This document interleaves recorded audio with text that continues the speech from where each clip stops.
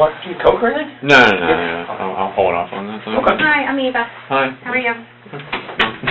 I'm here. Hey, we really appreciate you coming up here with us. And if any time during this you need to stop and go to the bathroom, want a drink, Snacks. then just let me know, and we'll be happy to get you in. My name is Danny Anderson, and I'm a deputy Seminole County Sheriff's Office, as is Eva. So we just want to talk to you a little bit, and we'll get this in and out, be on our way. Okay? Full name? My full name is Grant Tiernan Amato. How do you spell Tiernan? Tierna. I like that. Your date of birth? May 20th, 1989. Okay. Home address? Home address is 2112 Salton Circle, Chuliota, Florida. 32766. Phone number? For the home or for...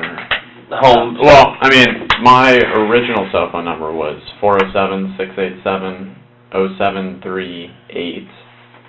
Home phone number was 407-971-1422. My cell phone currently doesn't have any service with it, so, I mean, it's just...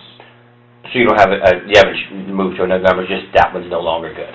My dad had told me that when he disconnected my service that he also changed my phone number, so I don't know what the new phone number is, Gotcha. But, I mean, it's probably, like, you can probably still see it. Do you have the phone, or...? It was in my duffel bag. Oh, gotcha. Back there, yeah. Gotcha. Email. Do you have an email or anything if we need to... My main email is Amato, all one word, all lowercase, Amato light, like a light bulb, @gmail.com. Education. I have a Bachelor's of Science in Nursing from UCF back in 2011. And that's my highest level. Okay. What is there any special nursing degree, what you do, or? I mean, I have, like, other certifications.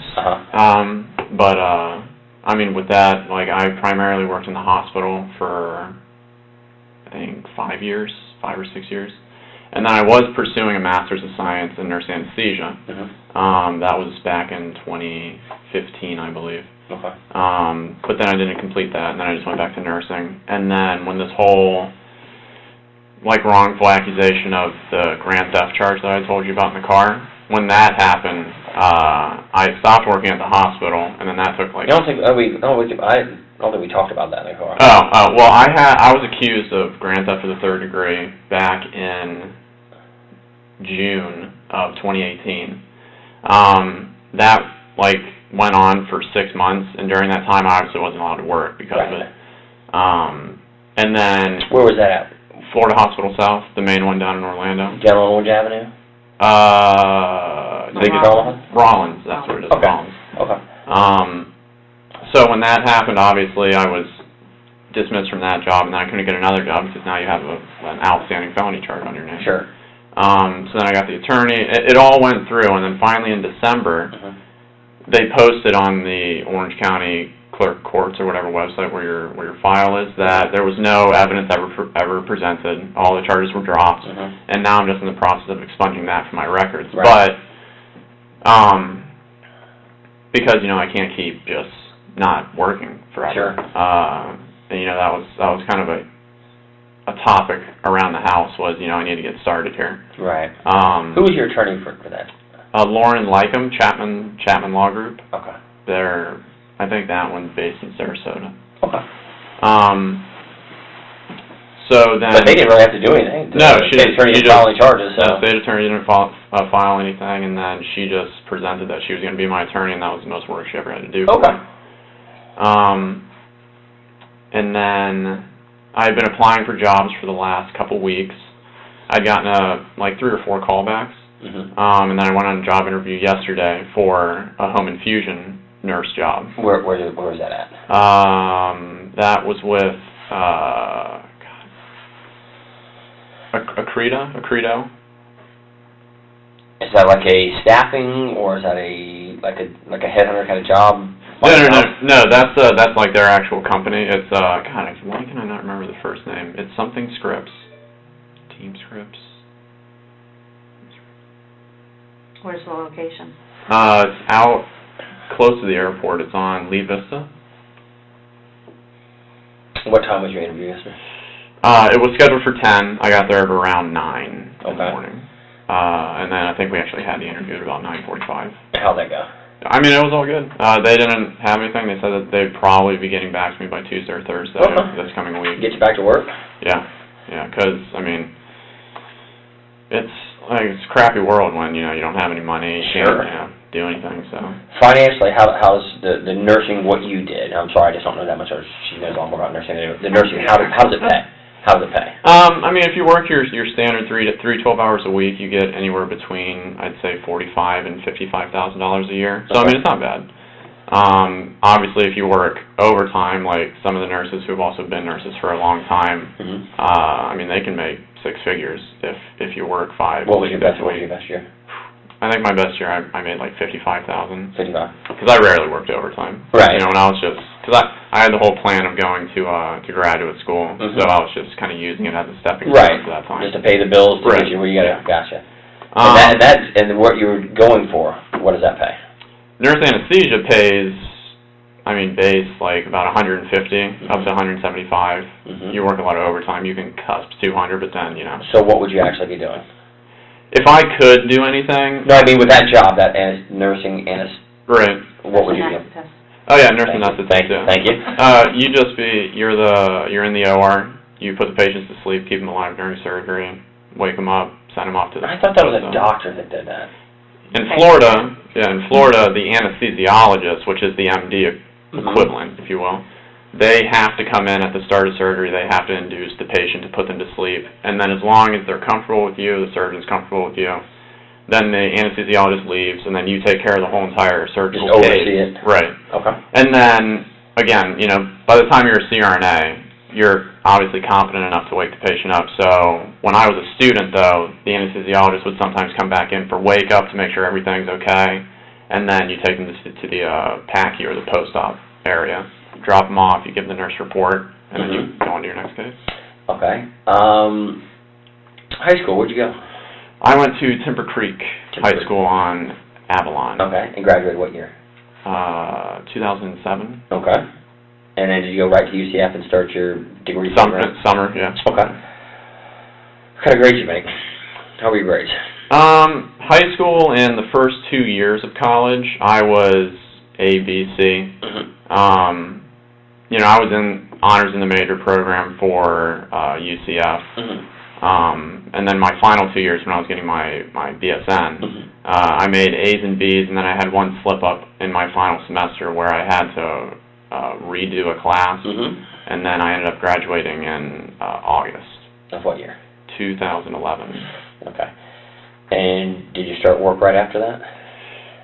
Yeah, I think like a couple months after. And went to work where? I first worked on the intermediate critical care unit at ORMC in downtown. Okay. And then went from where, up to Rollins at some point?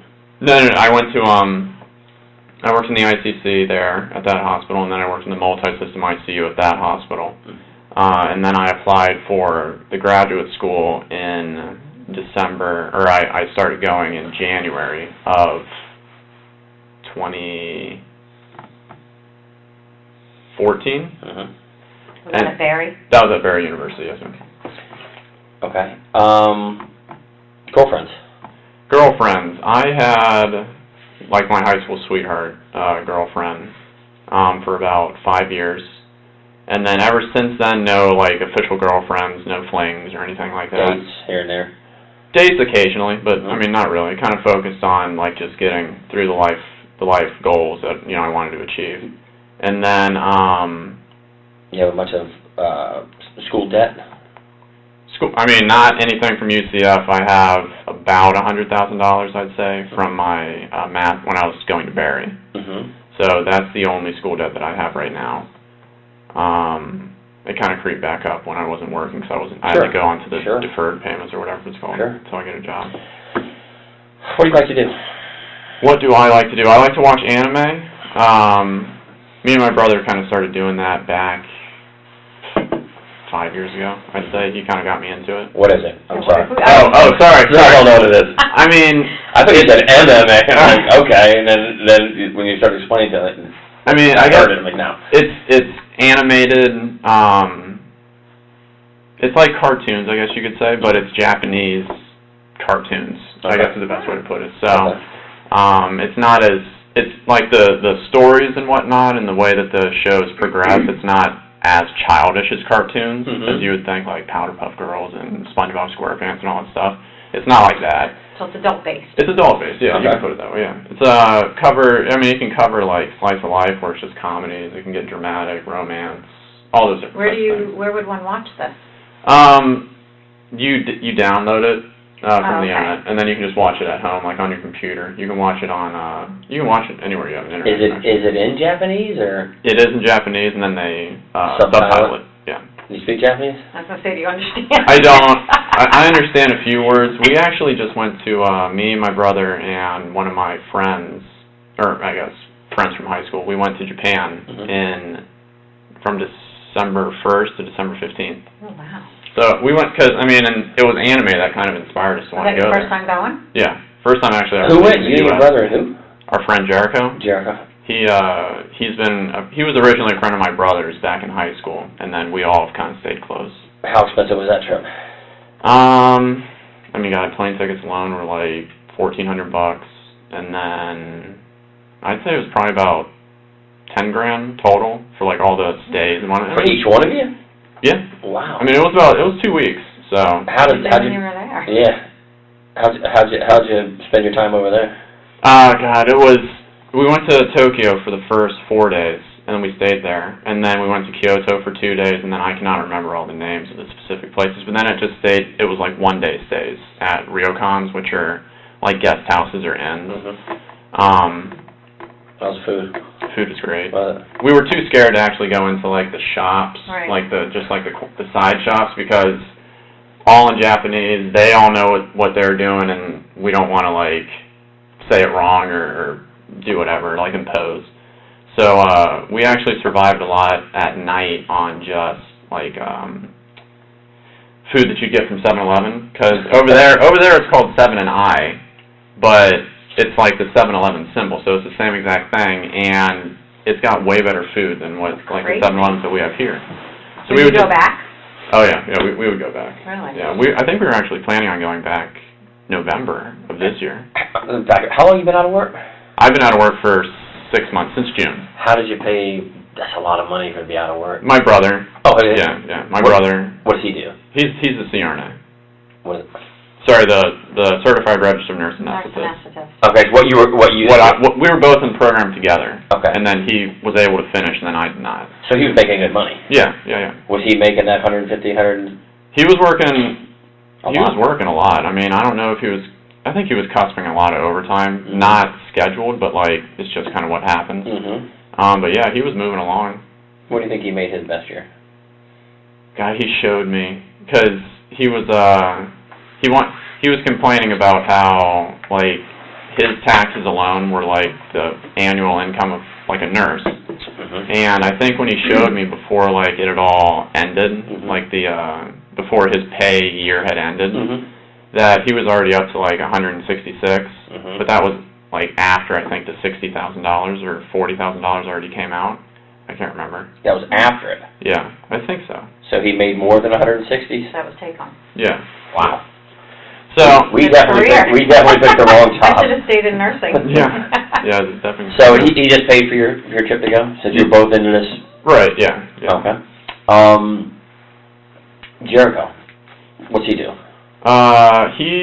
He's got just a high school diploma, so I think for the majority of the past year, he was working as one of those, what are they called? They're like the people that watch the security cams when you go into like a Gap or something like that. He's like loss prevention. Loss prevention. That's it. Correct. How'd he pay for all that? I mean, I guess he just saved. Brother didn't have to pay for him? No. Yeah, he like covered maybe some like daily expenses if there was like a taxi or food or something. Right. Yeah. How long did you guys plan this prior? It had been a dream of ours to go for a couple years, and then we really started planning Probably just the year before. Oh, okay. Like, actually, like, putting the money aside, getting all the reservations and whatnot scheduled. Like the dream trip to go there? Yeah. This is for that anime, you call it? I mean, it was the inspiration. Did you go When there? we went there, though, we just kind of took up all the culture, because through the anime, you kind of see little glimpses of what the culture's actually like. Mm-hmm. So then we just wanted to kind of experience all that. So it was a good time. And definitely worth going back for. Definitely, definitely. Hobbies. What do you like to do? Okay, so Besides the anime. Besides that, we would play video games. We actually just got like a virtual reality headset thingy for like the computer. That was kind of fun. What kind of games do you play? God, back in the day, we played Call of Duty a lot, like back in the day, and then we got out of that because it was just starting to get too like. Which system did you use? PlayStation. Oh, PlayStation. Then we went to Xbox because that was like what a couple of our friends had. And then we went back to PlayStation. And then me and my brother got into PC gaming. Where on that we just play like MOBAs, which are like strategy type games, RPG type games. So I've got to ask this, you're into these game stuff. I know none of Did that. you hack? Did I hack? Did you and your brother hack games? Are you the guys that I've played with when I was out of work for a couple months because of an injury that would hack and would cheat me and lower me down to the lowest level of? Oh, no. Okay. We weren't that technologically gifted, but I mean we would use like glitches or something like that when we would play on the PC, where you could like have no recoil, or it would like auto aim or something like that. So yes is the answer. You're talking. Yeah, I mean, yeah, but we didn't hack other people's accounts. No, I've seen people in the middle of an Xbox game. They'll tell you that they'll find somebody that's cheating, and you'll see this big hand come in and grab them. They say, "Come over here against this section of the game." And the guy's splattered against the wall, and they just stand there and they shoot him. He dies, and he comes right back there. Oh, geez. You're not one of those guys. No, I don't even know. All right. Fortunately, because we're fixing to have a big problem because you probably got me before. So you guys play a lot of the PC games. Yeah, we started getting into PC games primarily. I haven't turned on my PlayStation in months. I think the only other game that we really played was Fortnite, but then that was starting to get to like. That's a big deal right now. Yeah. The younger kids are all over it. And actually, yeah, during the time that I was that I wasn't working as a nurse, I tried to do the whole Twitch streaming thing. What is that? I'm sorry. No. We're kind of older. You have to explain a lot of this to us. With Twitch, it's you got your mic and then you have your face cam, and then basically people are just watching you play whatever game you're going to say that you're playing. Okay. And then they can donate, they can subscribe to you, which then you get like a monthly payment. Did you have anybody doing that for you? I had I think I was up to like 30-something subscribers. And what would you charge them to? With subscriptions, there's 4 tiers of it. Tier 1 is just $5. So right when you see that blank subscribe to it, you get $5. Is that monthly or just total? Actually, Twitch pays you every 45 days because you're like an independent, self-employed or something. No, but saying with their account, though, they subscribe to you. Would it be for a 30-day period? Or Yes. So every 30 days, they owe you another $5. If they resubscribe. Right. Yeah. So then there was that. Tier 2 was like $10. Tier 3 was $15. And then if somebody tier 4'd, it was $24, I think. And what does that get you for? All that the higher tiers do is they give you like more emotes, like little things you can put in chat, so that when you're playing, everybody who's in your room can chat about what you're doing or anything random. And then donations can range from 1 cent up to however high. So what are we making off of Twitch a month? Nothing really significant. It was like. So you said about 30 people at one time subscribe to you. So a minimum what? $150. $150, and then a few donations. But primarily, I guess just keeping myself busy, doing something. There's a lot of money in this. Now, are these adults doing this or kids? They're in their early 20s. Okay. There's thousands and thousands of streamers who do that on Twitch, but there's maybe like 5 that make 6 figures. And then, like the 2 most prominent ones are Ninja and Tim the Tatman, and they both play Fortnite. Like Ninja, I think makes $300,000 a month from just doing it. $300,000? Yeah. And where's he at? Like, where does he live? No, U.S., Japan, somewhere. Oh, yeah, he's U.S. I think he lives up by Chicago or something like that. But he's only 24. I'm so oblivious to all this computer stuff. No, we played Atari when I was younger. Atari, yeah, nice. Retro gaming. Or Pong. Pong, yeah. Pong. Our first one. So you do that, and so you got a lot of computer knowledge. A good amount, yeah. I mean, more than the average person. Yeah. I'm computer savvy. Yeah. You have a computer at home? Good computer? I have a gaming PC up in my room. And then there's another gaming PC downstairs that we just built for the VR specifically. You guys build it? Yeah.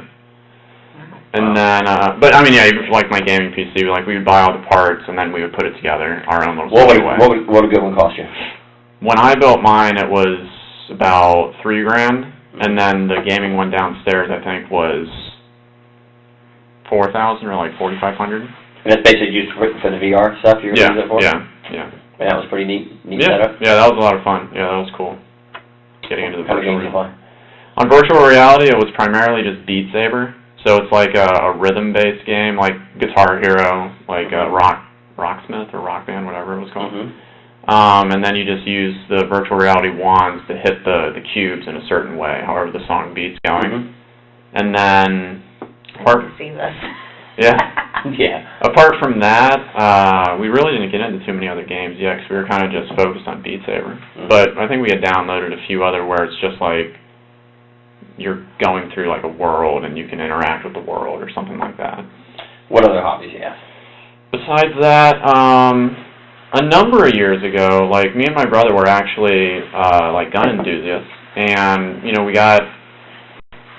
did it wrong, where we did it all during when the season was like high, so everything cost so much money. During hunting season? Yeah, I guess so. I mean, unfortunately, we don't hunt or anything like that. But we would go like clay shooting. Where'd you go? Primarily the place we went to is Quail Creek Plantation. Where's that at?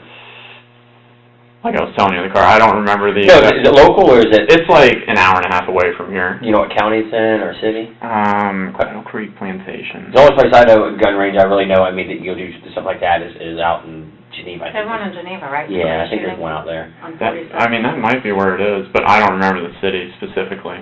But we would do the clay shooting, and then we were part of the Volusia County gun and shooting gun club or something. Yeah, whatever it was called. But that was like 2 years ago. The only thing that we really kept up with was clay shooting. But even that, I don't think we've done that for like 8 months or something. What were you shooting? What was your gun for that? What did you like? Me and my brother both got the Benelli, like long Super Magnum, Supernova, I think it is? Supernova. That's what it is. We both had those, and then during the time where like I was struggling, like in this last 6 months, I mean, I sold all of my guns. What'd you have? What did I have? You have a little gun collection going? I did. I had about 4 ARs. They were all just where you would buy like the different parts again, kind of like with the PC, and then just put them all together. Because I'm not gun like that. Why so many ARs? I mean, again, we were just like an enthusiast for wanting to build our own things and just kind of seeing what we could come up with. Were you building stuff, you buy them already made? We would buy the specific parts and then have them sent to the gun clubs or whatever, so that you could pick them up. And then we would put them all together. You guys build them yourself? Didn't have nobody do it for you? No. Yeah. So you had 4 ARs. What'd you have? What else? Besides that, I had Benelli M4 shotgun. Yeah. Tactical shotgun. Tactical shotgun. What were you using that for? That was like our favorite. That was just our gun that like me and my brother both had one of those. You both had one. Yeah, and then we had that had always just been our dream gun that we just wanted to have, was a tactical M4. We took it to the range a couple times just to put some rounds through it. I've got an M1. Oh, nice. Yeah. But the M4 is much nicer. Yeah.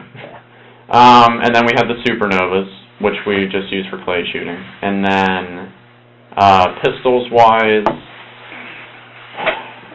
I had, I think 4 or 5 just pistols. What do you have? I had a Glock 17, I believe it was. I had, it's not the Shield. It's a Smith & Wesson M9 something. I don't remember what it is.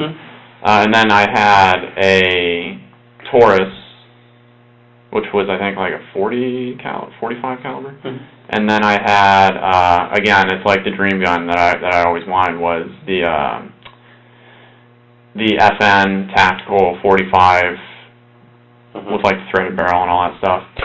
The TV gun? Yeah, exactly. No suppressors or anything like that, because again, during that time, it's like to get your stamp alone would take 6 months, and then you got to wait however long to get that back. So we never got that deep into it. Still have them all, or you said you got rid of some of them? I sold all my guns. Yeah. Which sums it? The Florida Gun Exchange. The what? Florida Gun Exchange. Where's that? It's down in. They have one in. God, I am just. It's Ormond Beach. Ormond Beach. That's the one. You took them over and sold them? Yeah. Sold them all at one time, or? No. Just because I didn't want to go in with too many. Right. Then I felt like they would look at you like, who's this guy with all these guns? Yeah, or they would like cut me a lower deal because I'm giving them like a whole bunch. What'd you get for the ARs? ARs, unfortunately, like it wasn't that much. It was only like $3,000 or something like that for all of them. Yeah, just because they're. How much you spend on them? You think? Way more, like at least double. Because, again, we bought them during the height of the season, and then I'm selling apparently where it's, like, not a good season to sell. And they told me that if they're not just, like companies that, I can't even think of one, like companies that make their own, and they're just, like, a fool, like, this whole gun is all by this company or whatever. Those apparently sell for more than, like, a custom one. Because some people might not like what I put on it, you know. So, I think that's why I probably didn't get it. How about the handguns? What did you get for them? Handguns was maybe like, total was like $1,500 or something like that. It had a lot more in those. And the FN alone was $1,600. You buy them all new? Yeah, all new. The rifles you put together? Rifles we put together. You customized them? Yeah, the handguns were they? Handguns were brand new, shotguns were new. What did you get for shotguns? What did you get for the M4? For the M4, that one was like the highest one. I think they gave me like $1,100 for it. What did you pay for it? About $1,500. Yeah, $1,500. That's not too bad. Not too bad. And then for the Supernova, it was only about $700, but that one cost about $1,200. And that one, I think we actually had to get from Gander Mountain, way back when. Do you have any of these left? Anything, or do you keep anything for yourself? No. I ended up got rid of everything. Got rid of everything. So I was just trying to get some semblance of money in. Keep up with your payments. Keep up with my payments, but also because like the whole trip was coming down the line. You know, my brother had to like foot the bill to get the attorney. So you know, it's like there was a lot of stuff. What did you pay the attorney? You know, man? I think it was $8,000 for the holding the attorney. Retainer. Like, retainer fee. And basically, she had to do nothing. She had to do nothing, and he got like annoyed because he apparently wasn't told that it was non-refundable. But I know that I told him because like I had to send in the document signing it saying this is non-refundable. I've known of any attorney that takes a retainer that ever gives you anything back. Yeah. So I didn't hire me. That's what it's going to cost. Yeah, he didn't get anything back from that, unfortunately, and she ended up, I think, only going through about 3,000 of it. So, because what was it? I think 5,000 was for the criminal case, and then 3,000 was for the other case if it had to go to the Department of Health. Which that never had to happen, so that 3,000 is just. So your nursing certificate is still good. Free, clear, and active. It's always been clear and active. It's just the quintessential. You go to that background check, and then they'll see an outstanding thing. Even though I have the paperwork now saying everything's been dropped, he's in the process of expunging his records. Did you have to go in front of the board or anything? No, I didn't have to go before the judge because when. Not saying board of nursing. Oh no. With any of this. No. That's good.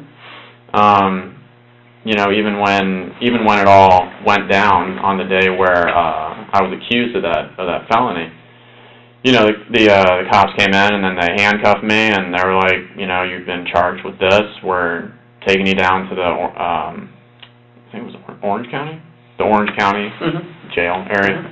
You know, I had to have the picture taken and stay in the sitting area where they process you all and everything like that. And you know, I'm using the phones on the cord, you know, trying to just pass around the phone, and I'm surrounded by all these guys who are talking about, you know. Who are real criminals. Yeah.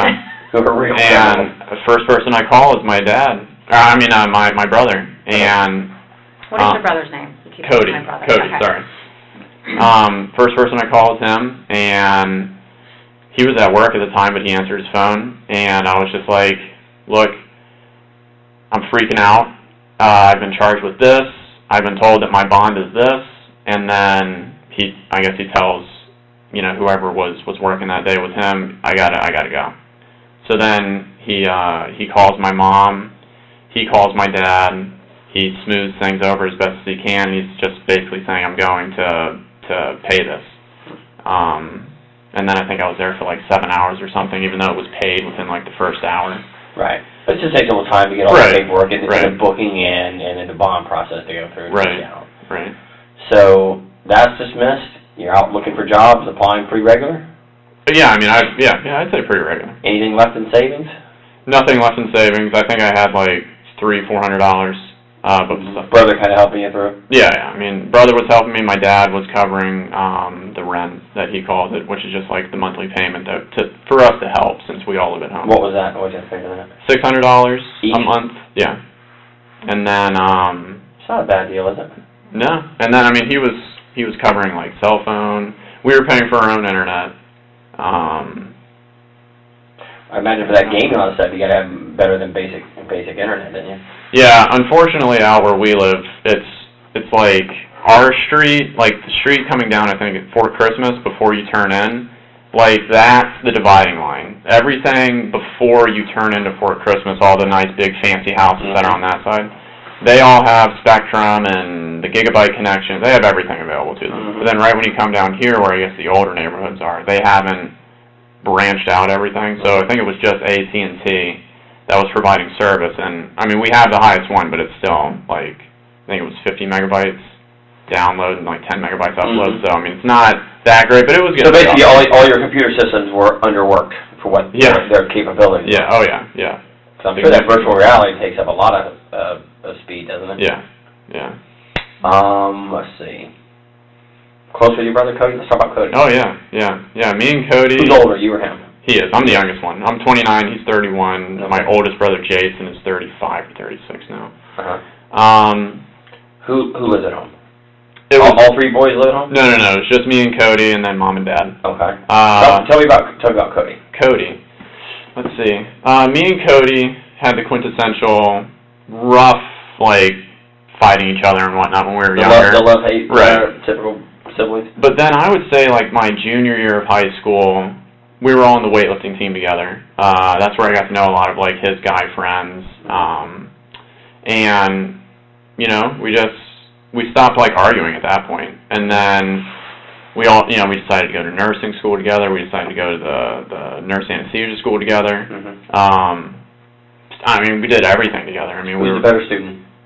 He was the better student in everything up through nursing school, and then I was actually the better student in nurse anesthesia school. But there was like again, kind of like. Are you guys? Sorry. Are you guys at the same time in the same classes? Yeah. So you're the but not for nursing school, not for nursing. No, I mean for the anesthesiology. Yeah, we sat right next to each other. So you're in there doing things together, so you got somebody to study with. Yeah. Somebody to bounce things off of and work with. Yeah, and we would do that all the time when we were burning the midnight oil. But you were better at it. Yeah, and that was the one time that he actually admitted that I was didactically more competent than him in that field. And then... Who's better in weightlifting? He was. Oh, okay. He broke a number of school records. I think he was like the 129 weight class. I was the 119 weight class. But he was definitely stronger in high school. And then, but yeah, we were close. I mean, like bonded. You know. I don't really know how else to really say it. It was a lot of people thought that it was weird because we did everything together and because we were so close, but yeah, I mean... Yeah, a lot of people understand the bond of brothers, though. Yeah. The true bond if you're close with your brother. And I mean, during like this whole time, I mean, kind of like with just a few examples I've given you, he'd take care of everything for me. Always there for you. Yeah. Always there to support you. Always there. Fight with you 1 minute, but make sure that you were not stuck in jail for some silly charge. Right. The nice. And, yeah, I mean, he's always been there for me, so. With my oldest brother, Jason, not so much, just because he was adopted to begin with, and then... He was adopted by who? My dad. He was my mom's son. Was your mom married before your dad? No. Just had it. Right. Okay. And then he was heavily restricted when we were younger, for lying and stuff like that to our dad. Mm-hmm. So basically, he would he would go to school and then he'd come home. He'd have to stay in his room. There's like no TV or anything like that, especially 15 years ago or something like that. But he'd come down for dinner and then he'd go back up and he'd do his work. Mm-hmm. On the weekends and whatnot, he would go out and pick weeds and do that stuff, and then come in and then do the same thing. So unfortunately, me and Cody never really got to interact with Jason, the oldest brother, a whole lot. But I mean, Jason's been I think he's one of the most genuine people that you'd ever meet. Cody's definitely one you're way closer with. Yeah, hands down. Go on vacations. He's helping with bills, helping with the legal issues. Right, and I mean, studied together. We did everything together, connected at the hip. And ever any issues really with him? No, like I was saying, during this last 6 months, it had been a very trying time. Financially, trying to get the job thing going, worrying about this whole what's going to happen with this legal stuff. Mm-hmm. But even through it all, I mean, he would have his moments where he would get extremely upset. He never gets violent, I guess you could say. But at one point he got so upset that he pushed a cabinet and then it dented into the wall. So he'll lose his temper, kind of like my dad. But at least with me, he's always been where he's there for me. Whatever it takes, regardless of what's happening, I'm going to take care of it for you. Over the last 6 months, it's been sad for me because I see everything that he's doing, and I can't be how I've always been with him, where I'm helping out too, or I can do something for you. Right. Where we're kind of on the same playing field. I know that you make more money than me and all that kind of stuff, but it's we can do the stuff together. You don't have to pay for my dinner. When we go out with the guys, you don't have to pay for the trip, It's just, I couldn't help relieve his stress, I guess, as well as I always used to. And it's also the camaraderie there that you got your brother to go do stuff with. Right. But then, I know for me, I had been bummed out just because, I've been out of work. My whole life it's been school, work, school, back to work, and then just, that's it. Sacrificed all my 20s. I never went tailgating or anything like that. Do you have any issues with depression over all the legal issues and beyond? I would say that I was depressed, but I'd always put on the happy face for my brother and how would you deal with depression? I talk to God. I try and just rationalize it in my head that I haven't heard anything from this attorney in 5 months, 6 months. You'd think that if it was something so severe that you would have heard about it by now. So I was just trying to rationalize to myself that hopefully this can all get taken care of, and then I can get back. I was looking towards the future, then I can do what I'm doing now, where applying, everybody likes me when they talk to me and they look at my resume and they see all my experience, and then just waiting for if I get the call back. Well, you got, of course, I'm sure you know this. You've got that little blemish. Yeah. Over no fault of yours, it goes away, but still it's there. They can see it. Right. And then you have to explain away. Right. Even though it was dropped, you still have that little check mark that you've got to get by. Right. And then that's tough to go from what you were and you're working towards the job your brother has. Right. And the financial gains, the difference between being a nurse and the program you're going to, it's a huge burden on you, of course. Yeah. Did you ever take any medication for the depression? No, never. I never took any or even self-medicate? No, I never took any antidepressants or anything like that. I think the only thing, just because sleeping was kind of off and on at a time, I would take Benadryl just to help me go to sleep back at home, and then when I think the only other thing is sleep aid, which is again it's just diphenhydramine. Secondary side effect is just drowsiness. It's not its actual purpose. And then melatonin, just to help with the sleep cycle. Because I worked nights all the time, so I was always a night owl, always awake. And then now it's trying to get back into because I'd be going to days. But that's the only thing I ever took. And then Advil, ibuprofen for headaches. But No antidepressants, no medical history, none of that type of stuff. But you and Cody, since you've been adults, any physical fist fights, anything? No. When we were super young, but Yes. besides that, no. Yes. No, yeah. So living at home is who? Me, Cody, Dad, and Mom. Tell me about your mom. My mom has, she's always been the, it's kind of like Cody, she's always been the one that focused on me. Mm-hmm. And, she worked at home. What'd she do? She was, God, I do not, like something manager, like a client manager for Nuance Transcription Company. What is that? Basically, Nuance, their major thing is medical transcription. Okay. So it's just all the things that the doctors are saying while you're in the hospital. And then... well, would she make sure that those all got transcribed? She would manage the people who did all the transcriptions, and then she had a couple people where there's like the managers over those people that then she would also take care of.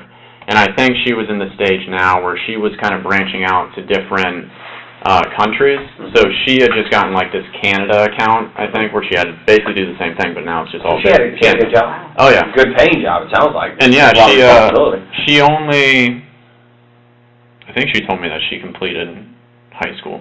But if she didn't, then she didn't have a high school diploma, or she did. I honestly can't remember. Mm-hmm.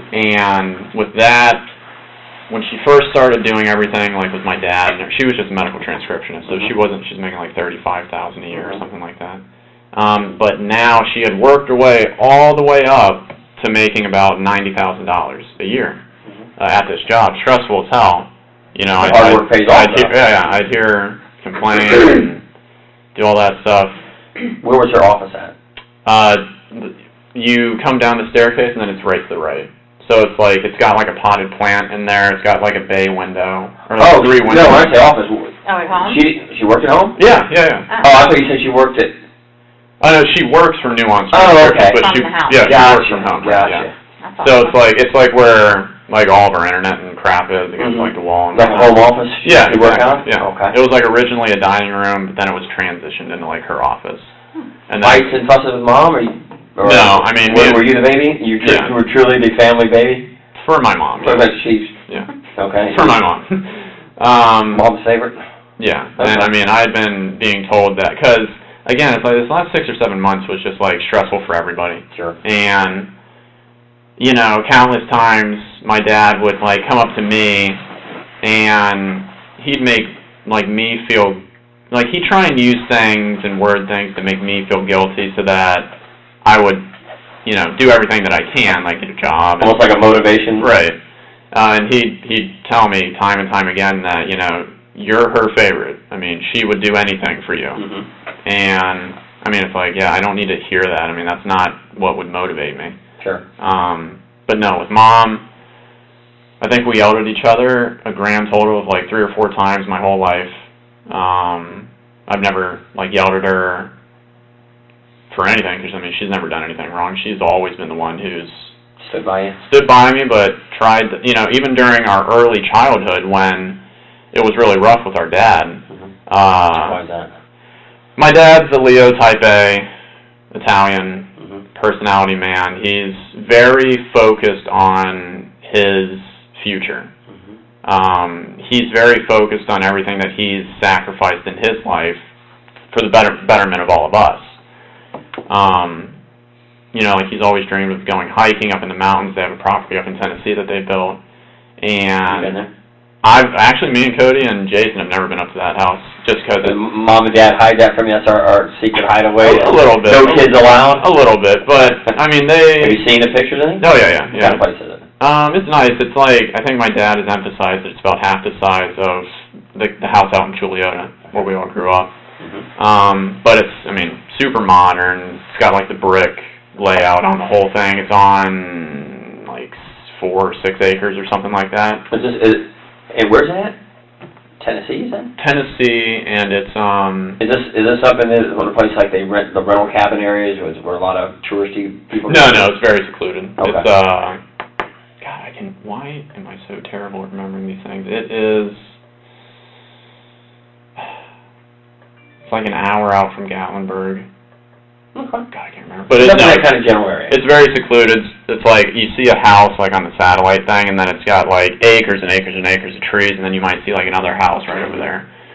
And then off like the back end of their property, they would send us pictures where it's got like the guardrail, but it overlooks like a valley. Mm-hmm.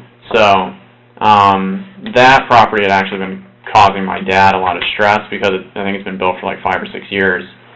He only goes up there once every month, once every couple months, just to do maintenance, not to like enjoy it. Mm-hmm. And then every like other month, him and my mom would go up there for like a week. Mm-hmm. But again, it's like my mom would always just be like, you know, I'm working every day. Like we're doing stuff in the yard, we're clearing this, clearing that. Didn't get to enjoy that. Right. And then my dad, apparently there was like this hog issue up there that it's been destroying his lawn, you know, everything that they're maintaining. Mm-hmm. So, I'll do that. you know, he was like stressing about all the money that that's costing him, and yeah, so like, yeah, I guess back to your original statement with my mom, never any issues. I mean, it was always like, if there was somebody that I could talk to and like Cody wasn't available, I'd always talk to my mom. I'd always let her know what's going on. Yeah, I mean, she would help me out through anything. Okay. Tell me about Dad. Dad, What does he do? Dad's a pharmacist. Okay. He works for CVS. He's been a pharmacist for, I think, 35 years or so. Always worked for CVS? No, he worked for the hospital, ORMC actually, or I think it was something orange back in the day. But he worked for ORMC for about 15 years, and then he worked with home infusion with Ambient Healthcare for like 11 years or 13 years. Mm-hmm. And then he finally got into the sales one with CVS. What do you mean? Where he like sits in a cubicle and then he's got the headphone on, and then if somebody calls in, he just like tells them what they have to do, like pharmacy-wise. So Talking to other pharmacists? Retail pharmacy. So he wouldn't go to like the CVS's that you see on the side of the road. He was at like Caremark or something like that, which is owned by CVS. Mm-hmm. It's like 650 employees. He told me about like how it's a bunch of pharmacists doing the same job he's doing? Basically talking to other pharmacists? Talking to other pharmacists, talking to doctors, talking to patients. Gotcha. Patients for like their home health care stuff that they have, and they just call into the 24-hour pharmacist, and then you know, they help them through with whatever they got. Do you like that job better than being in a COSA? No, he hated it. He tried because he was fired from and then he was like IV home infusion with Florida Hospital's home infusion group for only about 2 or 3 years. He was fired from that for being, like, I guess, to not, like, soft, but like an asshole, because he would, like his manager or something was this, like, young woman, and then she was giving him crap, and then he's like, I've been a pharmacist for this many years, like, and you're younger than me, it's like, I don't have to listen to you, you know. Right. So I guess he blew up one day when he was down at work, and then because of that, he ended up getting fired, and then he was out of work for about 3 months. And then he was trying to get back into the hospital system, trying to do home infusion again. But because of how old he is, and because he has an RPH degree, which was the original pharmacist degree, he doesn't have the new PharmD. He just bug issue up there that it's been destroying his lawn, you know, everything that they're maintaining. So, you know, he was like stressing about all the money that that's costing him, and yeah, so like, yeah, I guess back to your original statement with my mom, never any issues. I mean, it was always like, if there was somebody that I could talk to and like Cody wasn't available, I'd always talk to my mom. I'd always let her know what's going on. Yeah, I mean, she would help me out through anything. Okay. Tell me about Dad. Dad, what does he do? Dad's a pharmacist. Okay. He works for CVS. He's been a pharmacist for, I think, 35 years or so. Always worked for CVS? No, he worked for the hospital, ORMC actually, or I think it was something orange back in the day. But he worked for ORMC for about 15 years, and then he worked with home infusion with Ambient Healthcare for like 11 years or 13 years. And then he finally got into the sales one with CVS. What do you mean? Where he like sits in a cubicle, and then he's got the headphone on, and then if somebody calls in, he just like tells them what they have to do, like pharmacy-wise. So talking to other pharmacists? Retail pharmacy. So he wouldn't go to, like, the CVS's that you see on the side of the road. He was at, like, Caremark or something like that, which is owned by CVS. It's like 650 employees. He'd tell me about, like, how it's a bunch of pharmacists doing the same job he's doing?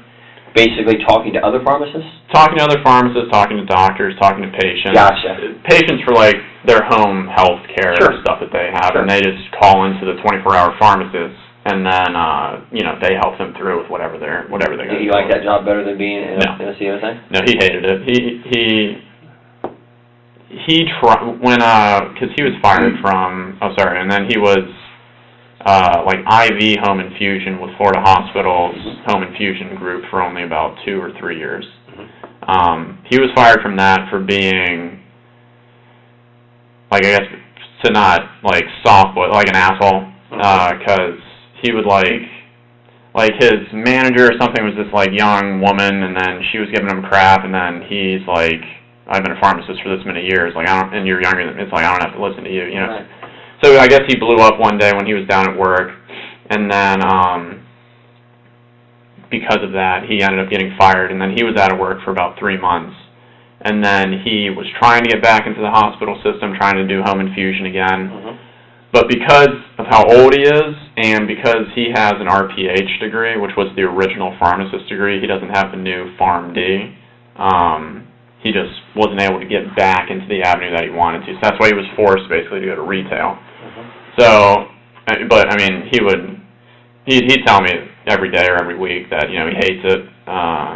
He's just trying to get to that retirement earmark so that he can stop. Because when he goes up to Tennessee, he doesn't want to get recertified in Tennessee and even work part-time like what his dad does.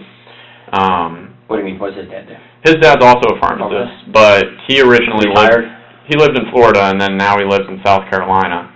And he just works part-time as a pharmacist, but he got the whole recertification, so he could keep doing that. Right. Dad make good money? I think he would tell me that he makes like between $110,000 and $120,000 a year. Not bad money. So yeah, it's not bad. Well, so I'm sure him and Mom are both happy to see, you know, that both of you going to that program. Right. You can make more. You always want your child to do better than you. Right, and I mean, you know, that was what my dad always emphasized. When we were younger, going through grade school and high school and college, we were heavily restricted, but we were allowed to do some things. Like, it wasn't like Jason's situation where he was just like the door's locked, you know, you're staying in there type thing. And who was that? Who was keeping? Who was the disciplinarian in the family? My dad. And was he the one that decided Jason stays locked in? Yeah. What did Mom think about that? Mom didn't approve of it, obviously, but back in that time, my dad was a very, like, angry, violent type person. Overbearing. You know, he would like push my mom, and like one instance, you know, it was getting to that age where me and Cody were kind of getting old enough to maybe be able to do something if she needed our help. And I remember her and my dad were like in their room, which if you go down the stairs, it's right there to the left. We heard our mom yell that he's hurting me, and then me and Cody run downstairs, and we go into the room, and then we're trying to get our dad off of our mom, and then my dad elbows back, and that's why my nose has got its little, like, bridge right there. But, I mean, that's, like, how he was, like, spankings with a 2x4, you know, like, baseball practice, it'd be, like, 4 or 5 hours, and he's hurling the ball as fast as an adult can, and we're, like, 7th, 8th grade trying to catch this stuff. Yeah, I mean, definitely very overbearing, but he would always rationalize that he's just trying to, like, secure our future. Violent towards the family? Violent towards my mom and towards me, never to and towards Jason, but never to Cody. Why? I mean, Cody his favorite? Yeah. I mean, 3 boys? Yeah. And with that, I mean, I could kind of see it, but Cody also never really made any mistakes. He did a few things wrong. He lied a few times. You know, he cost my dad some money a few times, but he was never like a repeat offender, I guess you could say, whereas me and Jason, you know, we had that difficulty where it's like, okay, we got a C or we got a D on something, and I just don't want to tell Dad about it. Sure. But then he would find out, and then, you know. Dad ever abuse you? When we were younger. How so? Spankings with like a 2x4, and then, you know, he'd use like, it was like a 2x4 that was fashioned into a paddle called the lightning rod, I think is what it was called. No, he broke it on me. I'd be sorry, I would probably take it to my dad, take it out and burn it. Yeah. So he didn't have it anymore. But, yeah, he would, you know, he'd do that, and then he'd push you around. Like, he wouldn't punch you. He wouldn't bruise you. Slap you? He never slapped me. But I guess I should say the only place that I ever got bruised was on my butt from being spanked. Belittle you? He would belittle me when I was younger, but again... How long since you've been out of work?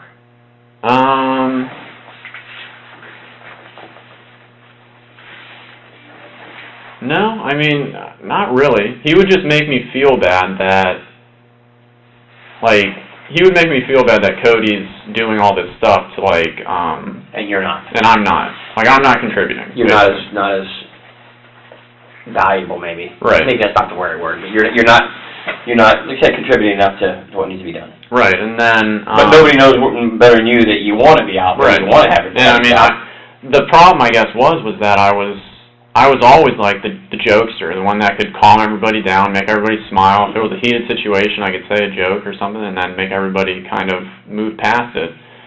And I was just in the point where it's like, you know, I'm hearing, you know, all this stuff from Dad. I'm seeing how much Cody's helping me. You know, Mom's stressed out with her job. And it's like I'm not doing anything. And it's like I'm in that situation where it's like I'm not doing something because I don't want to. I'm held out because I'm waiting for this whole legal thing to get taken care of and then for jobs. We've been talking for a while. Need you get stretch your legs to go to the bathroom or anything real quick? I mean, I'm good. Yeah. Okay. 12 hours a day working as a nurse. I'm used to sitting or standing. Take advantage of it. That's why I said I want to make sure that if you do, we take those breaks. And sometimes it's time to collect your thoughts because, you know, just sitting talking. Right. Thinking about what you're saying. I want to make sure you got a break for them because this isn't the hospital. And make sure that you want to... No, I'm good. It's like with water and stuff. I'm not a breakfast person and waters. So... when's the last time your dad put his hands on you? The last time my dad put his hands on me would be, I'd say, kind of the middle of December of 2018. What happened?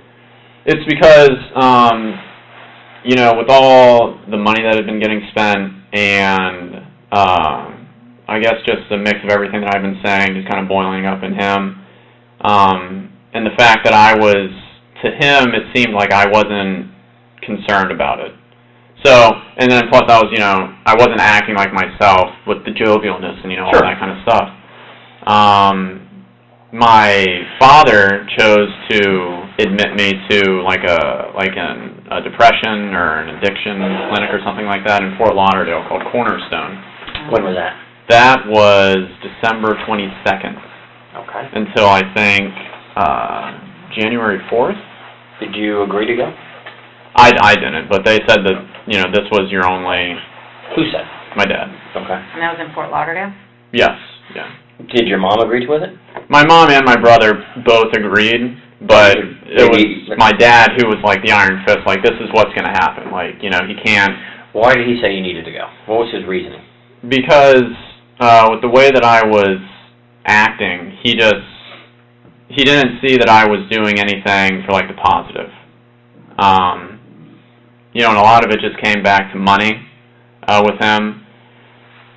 He would like allow me to spend money that he had, like with his credit card or something like that. But it's like then whenever I did, it was like a huge problem. Okay, so you had one of his credit cards. Yeah. And what were you buying with it? Well, what I was doing is over the past 4 months or something like that, I've been talking to this woman online. Who's she? She's as embarrassing as it is. She's a cam model. A what? A cam model. Do either of you guys know what that is? Nope. Just like all the videos done, you have to tell us. A cam model, it's like it's like a virtual girlfriend, I guess you could say. Okay. Like that type of situation. Mm-hmm. So, a lot of the money went to her. Okay, where's she at? She lives in Bulgaria. Where? Bulgaria. Where's that? Over in Europe. It's like okay. outside of Germany. Okay. Something like that. You ever been there? No. Okay. It wasn't that serious. So Okay. what would you give her money for? Just for like the time online with her. Oh, okay. Yeah. So it was just like that type of thing. And what did she charge? By the minute, by the hour? Minute. Okay. Yeah. And how much is it per minute? Oh God, I think it was like 90 tokens a minute, and it's like the conversion rate for all of that is like $600 for like 5,000 or something tokens or something like that. So, and then it was 4 hours a night. So I mean that's basically just where all the costs went to, was you pay real money for the tokens, then you use the company's digital currency for that. So you do that, and when did you meet her? I met her at the beginning of July. Yeah, at the very beginning of July. Okay, and still talking to her? Still, yeah. I mean, more just on like Twitter, okay. like just through direct messaging. Again, cell phone service doesn't work, so it's like I can't use the chatting like that. How much do you think you spent on this? Because it seems kind of pricey. Yeah. 90 tokens and $5,000 for how many tokens? No, it's $600 for 5,000. For 5,000. Yeah. Okay. So how much do you think you spent on this? Probably close to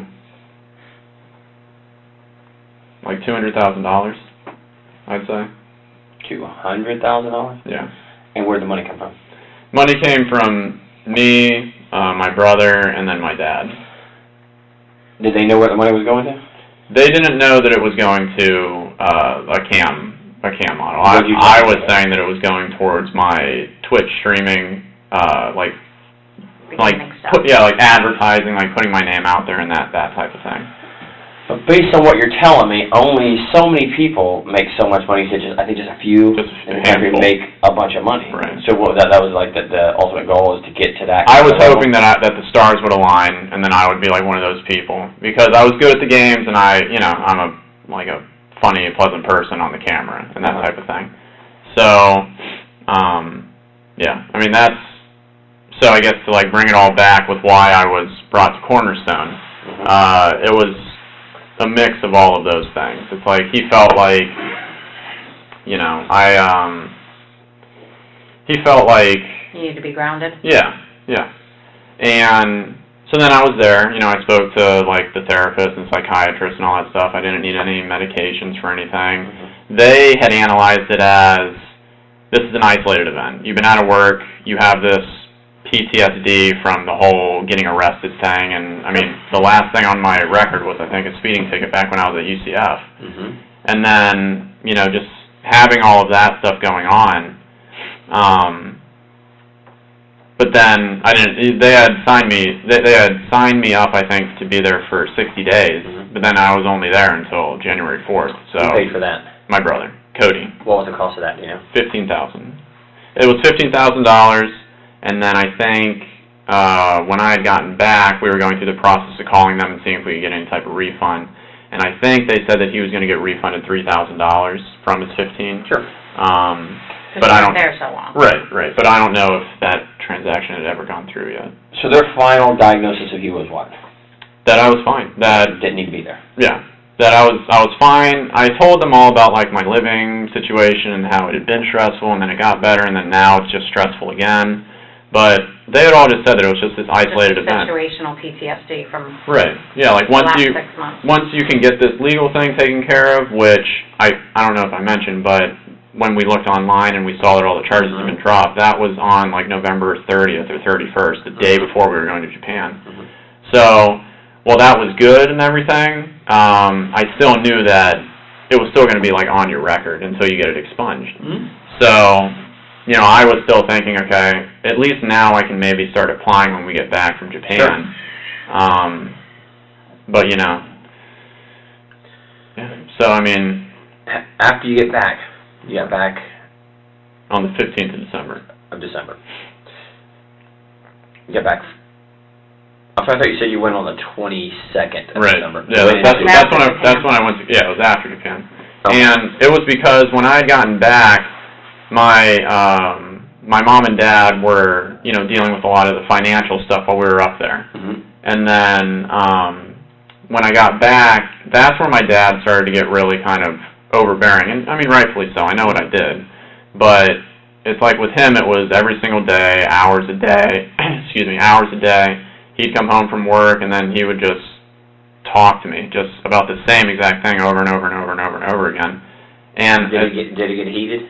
He would get heated, but How about you? Did you get heated? No, I mean, I was always the person in the family where, like, my brother Cody would interrupt my dad when he was talking. My mom would interject and say, you can't be saying that or whatever. But for me, I would just sit there and I would just let my dad talk so that he could say everything that he wanted to say. And then if I saw that it was something that he wanted me to respond to, then I'd respond. But I would never be heated to him, Sure. especially if I felt like I was in the wrong. Right. Through all this, you think you were in the wrong? I mean, yeah. To some extent? To some extent, spending that amount of money, it's idiotic to do that, especially when you're not making So any money. $200,000. Right. When was the last time that you and your dad did have, a heated conversation? It would be Thursday, because one of his rules was that I wasn't allowed to talk to the woman anymore that I had been talking to. But I guess you could say behind the scenes, my mom would let me talk to her through her cell phone using Twitter. And, she would tell me, like, look, you have to keep it just basic, because if you say anything or if you entice anything or do anything like that, it might lead her to say something to, like, my dad or something like that. Because, How would she get in touch with him? Because apparently when I was in Cornerstone, my dad told her, because he had, like, hacked my computer or something like that, and then he found everything. Is electronics guy like you and your brother? Except he's more of that, like, hacking level, like, able to do all that stuff. So he had found, like, just the stuff that was related to her. And then, he erased my whole entire computer. He put a password on it. So it's like, even when I came back up until Thursday, like, I wasn't able to go onto my own computer to look at anything.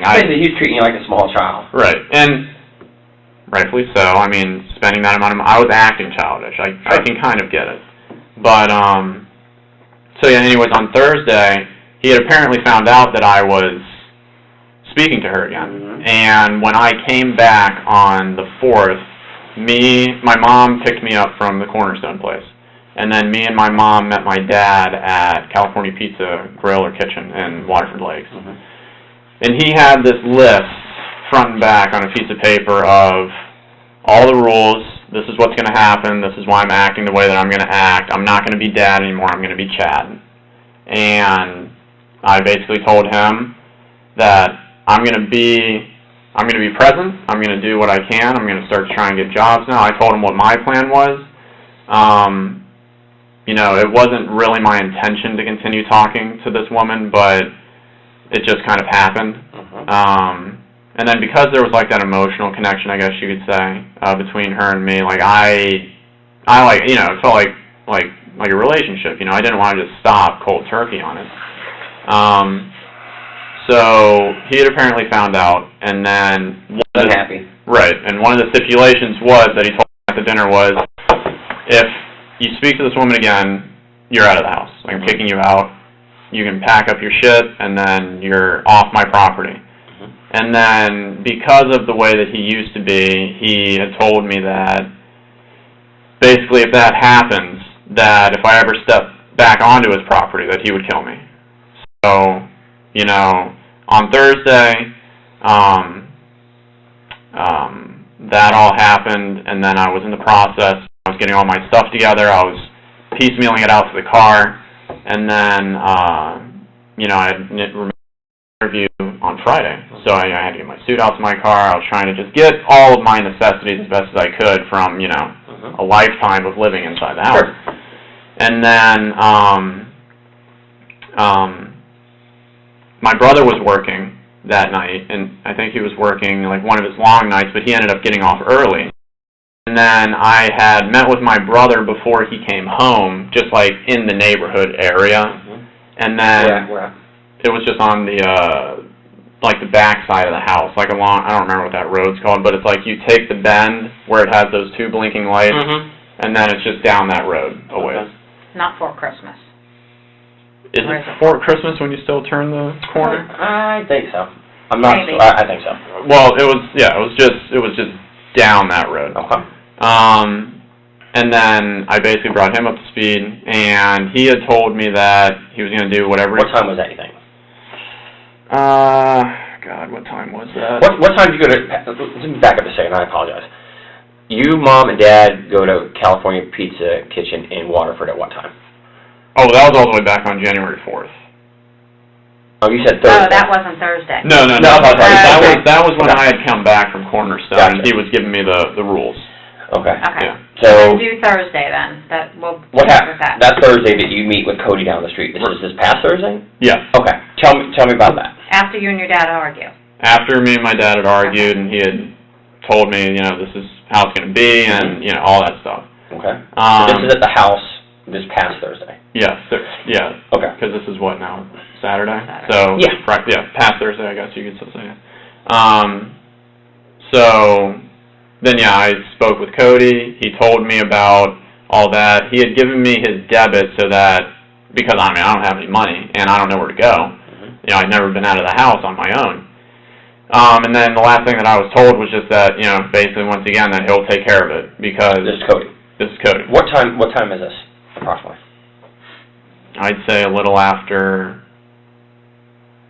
10:30-ish at night. Thursday night? Thursday night. Okay.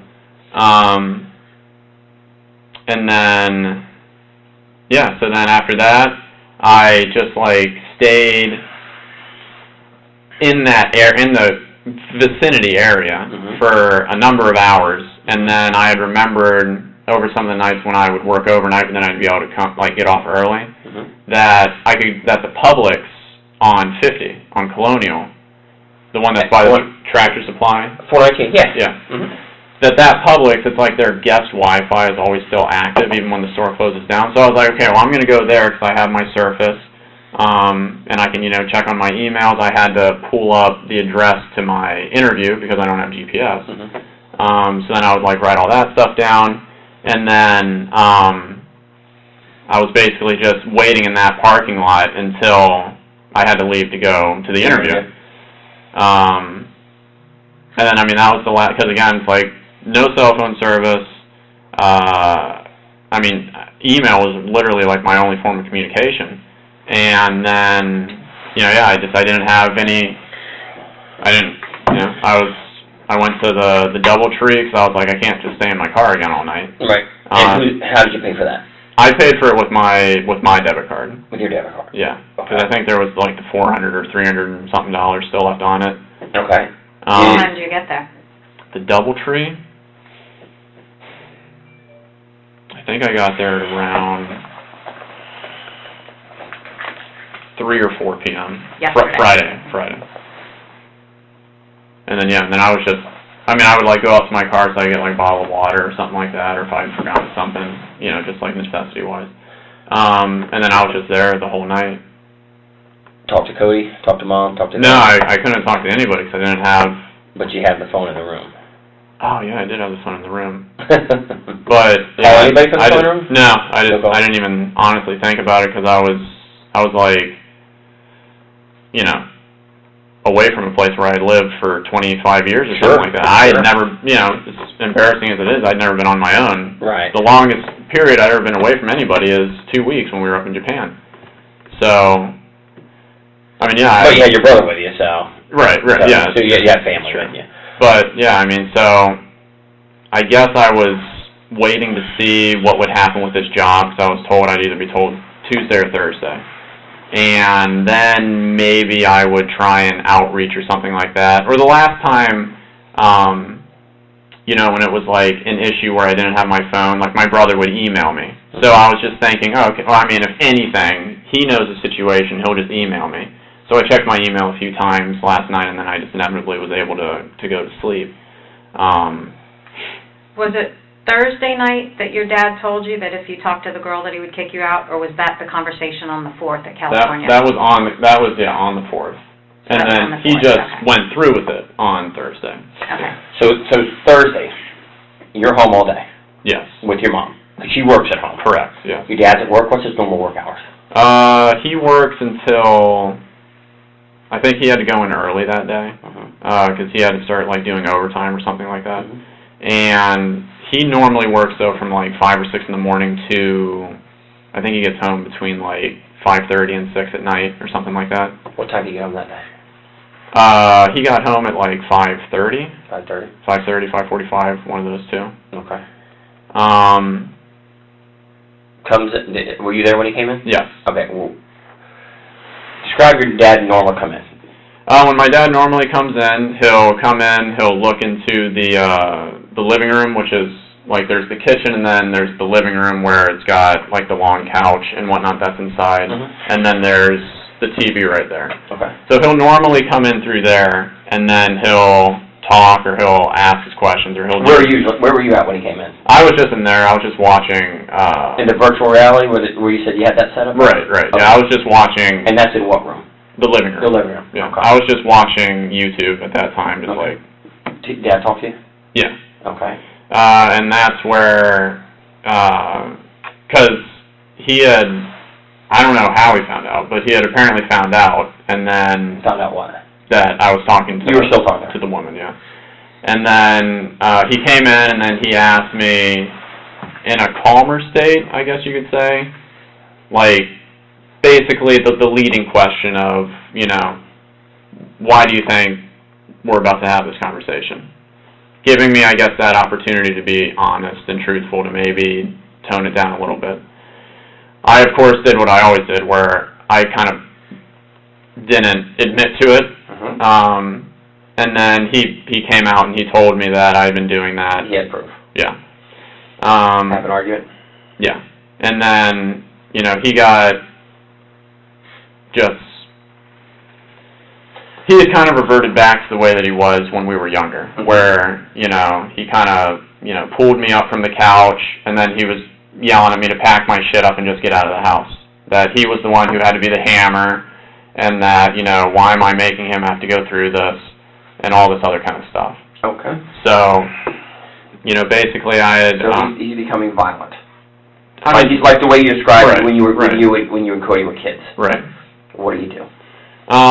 Like I said, he pulled me up from the couch just by, like, the shirt that I was wearing. And then, you know, after that, he was basically just having that yelling where it was kind of like cracking. You know, like his voice would either crack or he was basically just yelling at that point and monitoring. Where's your mom? My mom was in her office. Okay. Because... And I'm sorry to cut you off. Does mom have, like, an office hours? Like, she would get up and do her work all day, and at a certain time, I'm done doing my office work, and I'm doing my family stuff? Not really. Okay. I mean, she worked there all the time. Right. She would... I think the major thing that she would do is she would, like, cook dinner. Okay. And then after that, she would go back into her office. What time was dinner, usually, generally? Between, like, 7. Like, I guess usually around 7. 7:30 is when we'd usually have dinner. Most nights. Did you guys already have dinner that night? No. I think, what was she going to make? I think she was going to make something with, like, chicken or something like that, stir fry or something like that, because Cody was working late, so she didn't want to make something where, because my dad would always buy meals that were for 4, so we didn't want to pull out anything where there would be leftovers or something like that. So, but she hadn't started making it yet. I think she was defrosting the chicken. And that was about what time? What time? I think she took those out like at 4 or something like that in the afternoon. And at this time, the argument with Dad is at what time? The argument with Dad is like 6:30 or so. 6:30. Yeah. Okay. You have your argument and you pack your stuff? I have my argument, and then I'm packing my stuff. I'm, you know, taking it out to the car. It took me like a couple hours to get as much as I could, just kind of out into there. And then, yeah, it's like Mom's kind of just staying out of it to a certain degree because she knows, like, how Dad can be.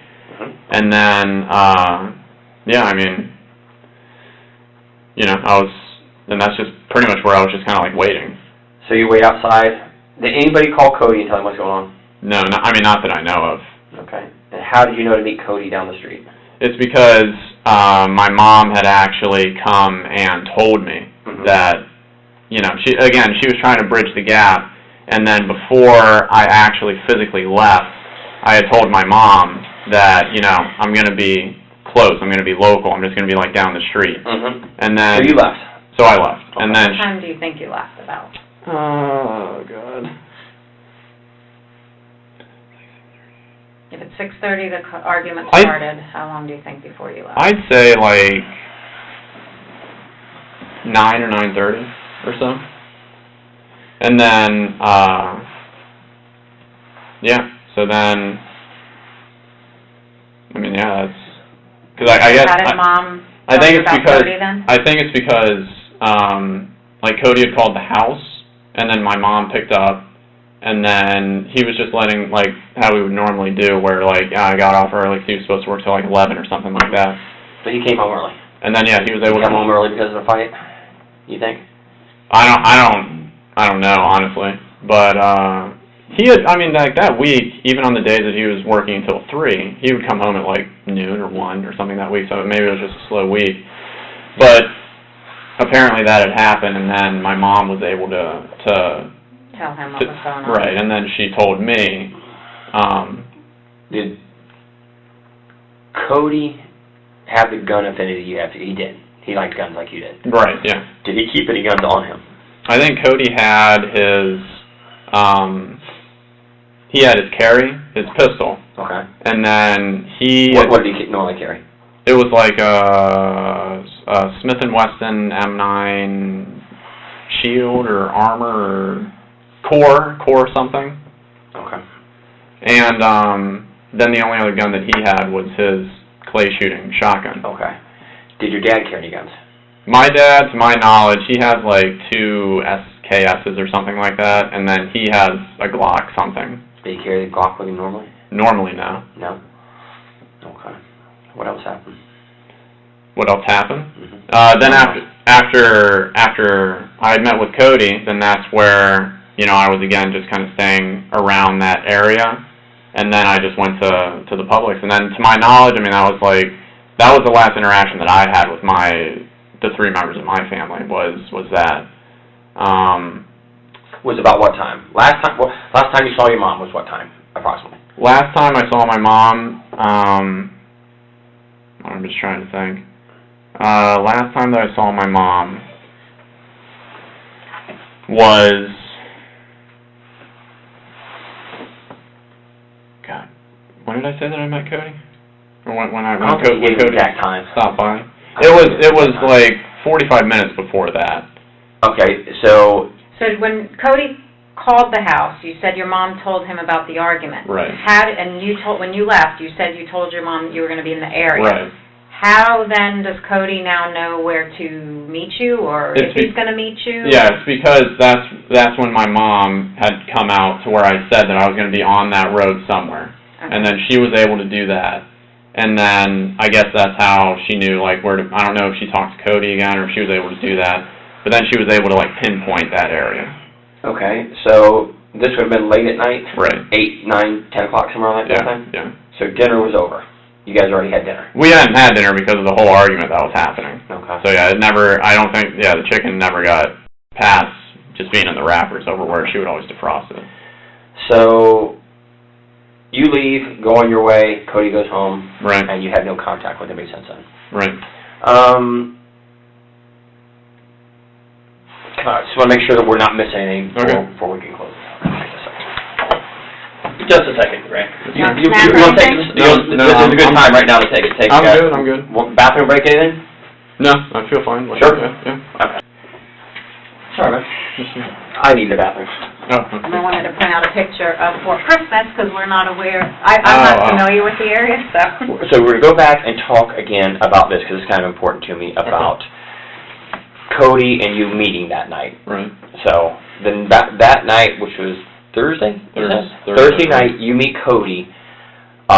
Because, and did he ever tell you why he left work early? No. I mean, he was. I just assumed that it was just because he had been allowed to leave early. He's been allowed to leave early. Okay. So here's, I think this is the blinking lights there. So this is, to me, this is 419 left on Lake Mills, right? Left on Fort Christmas. Okay. Where would you say you met Cody on Fort Christmas? So wait, is this that other like neighborhood? I think maybe I'm wrong. I think it comes this way is 419. This is where Orange all County side? No, I think this is up by the hitching post. You come up, you make a right on Fort Christmas. This is where the blinking lights are. Okay. Yeah, because this goes into Pickett Downs, right? Is right here. And then this is the circle. Is this where you live at? Where do you live at? If this is like the entrance to Pickett Downs, then I live like. Okay, so so here's there's blinking lights right here, so people don't run up into his house. I think that's what there's 2 red lights. Oh yeah, that's on the dude's fence. Yeah. Then there's those 2 yellow arrow blinking ones at the corner. The corner. So these are blinking lights here. All right. So then, where do you and Cody meet? Like way down this road, further past on that road. So past, does this dead end anywhere?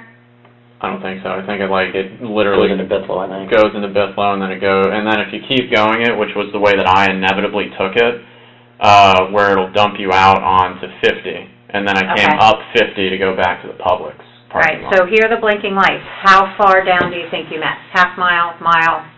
I mean, a significant ways. I mean... Just an approximate. I mean, I would say it was probably over a mile. Is this somewhere you and him have met before?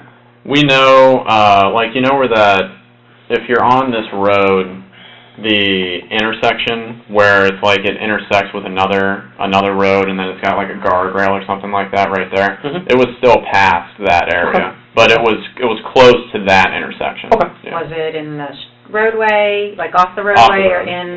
Just off the road. Just off the road. Yeah. Okay. All right. Yeah, I'm not familiar. I kind of. It's like it's back there in the country. So you and Cody meet. Right. And it's approximately what time? And I know I'm not holding you to the exact minute. But what time do you think you met? Like 10:30. 10:30. Or something like that. How long did you talk to him for? Only about 10 minutes or so. And what was the conversation? Conversation was basically that he was brought up to speed, and that he would take care of it. He was brought up to speed by what? He was brought up to speed on why I'm out here. Who brought him up to speed? My mom. Oh, so she talked to him. Yeah. He told you that Mom had talked to him. Right. Since the argument or when? Since I had left. So you'd left the house approximately when? I left the house at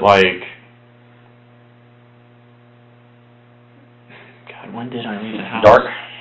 It was dark.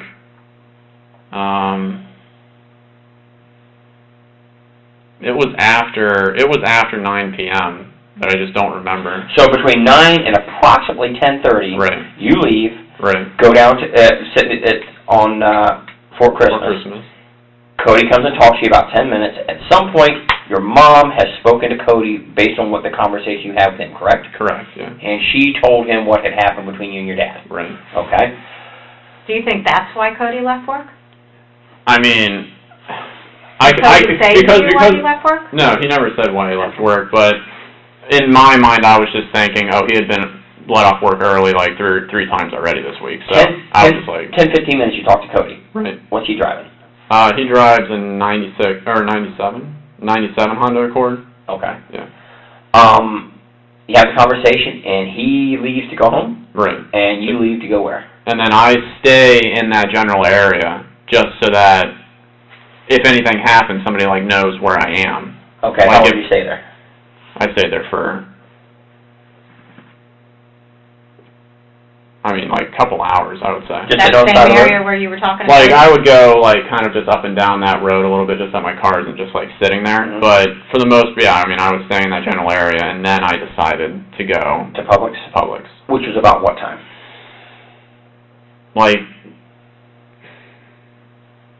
Between, midnight and 1, I think. Yeah. And you go to Publix midnight 1, and how long did you stay there till? I stayed there until, 7, I Sleep think, in in the the car? morning. Well, as best as I could, yeah. I mean, I never was... comfortable sleeping in the car. Yeah, Where but, did you park at, do you know? it's like on the side of it where, like, there's the back end of Publix where, like, all the shipments and stuff come in, and then you go around that corner, and then there's that line On the spots. on the Publix end of it or the Tractor Farm Supply end of it? Publix end. So there's some parking there around that side. Yeah. I'm familiar, because I used to live in Yeah. that area. There's a side parking. Right. As you come up forward, you make the left, you go in front of Publix, the ice cream place is out front. Right. But you're on the side of the building. Right. Did any deputies or anybody ever come by, or No. anybody that worked there? Nobody. Any delivery trucks? I saw delivery trucks, like, in the morning. In the morning? Yeah. And 7 o'clock-ish? Between 7 leave? and 7:30, yeah, I leave. And go where? And then I just drive over to where my interview. And I'm sorry, I'm just not understanding. Where was that at? Off Lee Vista. Off Lee Vista. So how did you get there? I just drove there. Which way? Your direction of What roads did you use? Colonial to 408, and then I got off on Goldenrod, the Goldenrod exit, and then I took Goldenrod all the way down to the Lee Vista road. Make a right? Right. Going back towards 436? Yes. Okay. Do you have an E-Pass? I do. You do. Okay. So your E-Pass would have probably hit you at the Dean Road, maybe? Yeah. And I don't think there's a toll, if I'm not mistaken, at Goldenrod, is there? No, there's I don't not. think there is one. Yeah. So you work your way on surface roads all the way down Lee Vista and go. And what was the name of the company again? I'm sorry, I don't think we found it. It's Accreta. Accreta? Yeah. How do you think it's spelled? Ackreda. Let me see if I can find Or it. it's Accredo. It's one of those two. But if you type in that and then, like, scripts, it'll give you, like, the other name that the company has. Because then they were also just, like, bought from Cigna, so they're also called Cigna now. Scripts, like... Yeah, like a doctor script. SCRIPTS. Express Scripts. That's the actual, I think, name of the infusion group. But they've kept their name Accreta or Accredo. Accreto's, Express Scripts. let's see. I saw them. While you're looking that Does up, 6272 Lee Vista Boulevard sound right? Yes. Yeah, 62. Yeah, I remember it being 62. Yeah, I'm looking, just look at my phone here real quick and see. I'm sorry, this is not good.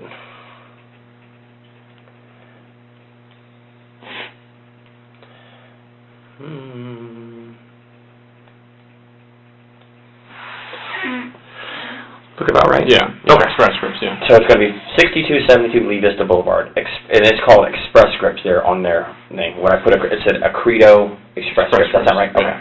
So you went and had an interview with who?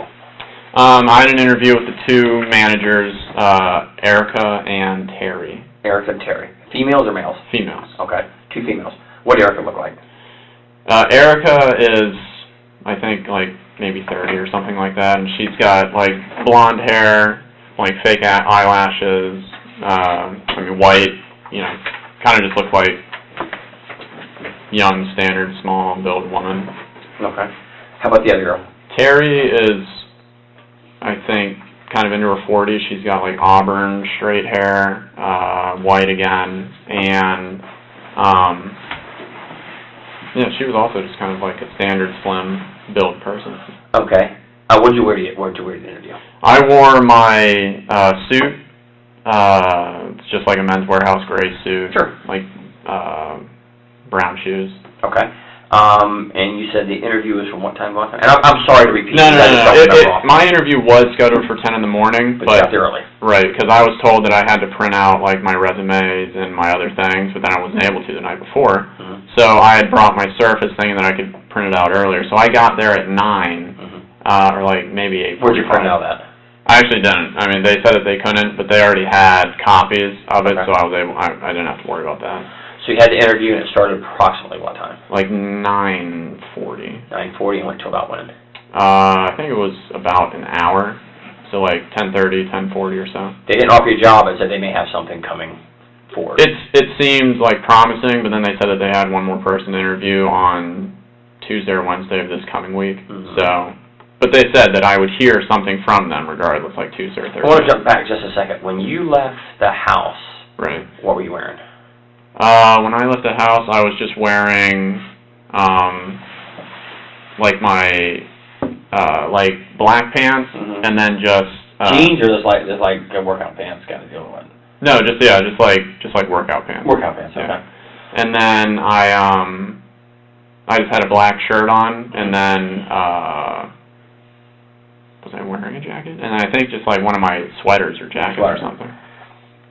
And you changed where to go to the in the parking lot at the place. I suppose. Okay. You go to the interview. Let's say you're there till maybe 11 o'clock. Right. Approximately. Where'd you go from there? From there, I pretty much just drove around. I was thinking of like passing by the house, but I inevitably decided against it. And then I thought that I had to do like a skills check off for the same exact things, and I switched into just like scrubs. Okay. But then that didn't end up needing to be done today, or on the same day. Uh-huh. And then I was pretty much just driving around. I ended up going to Waterford, or I had gone back to the Publix area at one point, because I wanted to see if I could get my phone service back.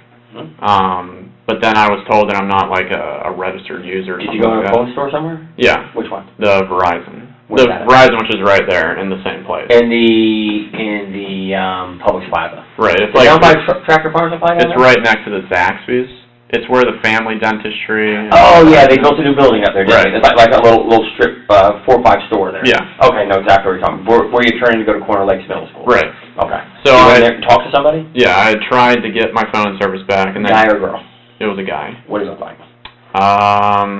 He was a young guy, like maybe in his early 20s. He had black hair. I think he had like a goatee. Okay. What time was that approximately? I think that was the first place that I went to when I came back. So if I got out of there around 11, maybe like 12 or 12:30 or something like that in the afternoon, I think. Okay. Couldn't get the phone because why?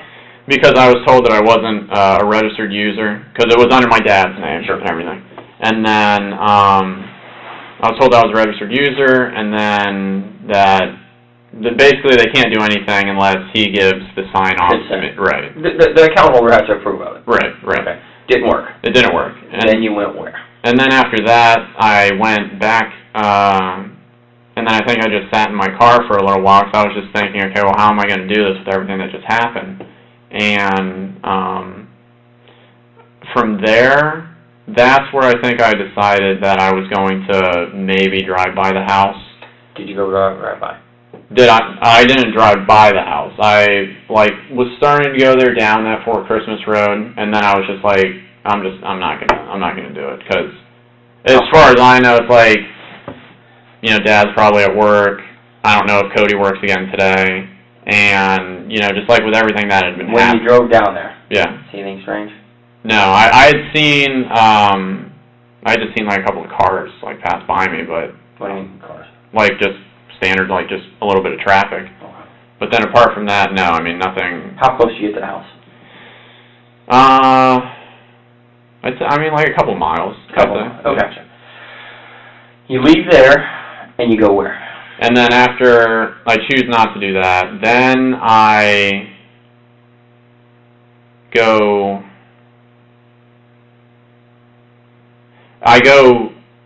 back towards the Goldenrod Express Scripts area, because I thought that I had to do the skills checkoff thing. So then I'm going back that whole like Goldenrod-y area. Right. I think I missed my exit, and then I had to get off at... Did you go 408 again? Yeah. Expressway? Yeah. Okay, so you're going back and forth on the 408. Right. Okay. And then I missed the Goldenrod exit, and then I don't even think to get off on Cimarron. So then I end up needing to go off on Crystal Lake Drive, and then I connect up with 50, and then I just go all the way back to the Goldenrod Road. Right. But then I stop off and I see if there was any email updates or anything like that, and then there check your email. Yeah. Nothing. And then there was nothing. So then I was like, oh crap, it's not like today. But you've got to pay for things. You've got some money. Right. In your account. Right. You had Cody's card tonight? Right. Do you still have your dad's card? Yes. Okay, you still have that. Okay. Do you use any of them?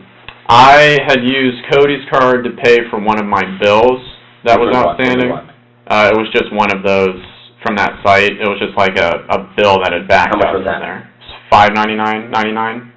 Okay.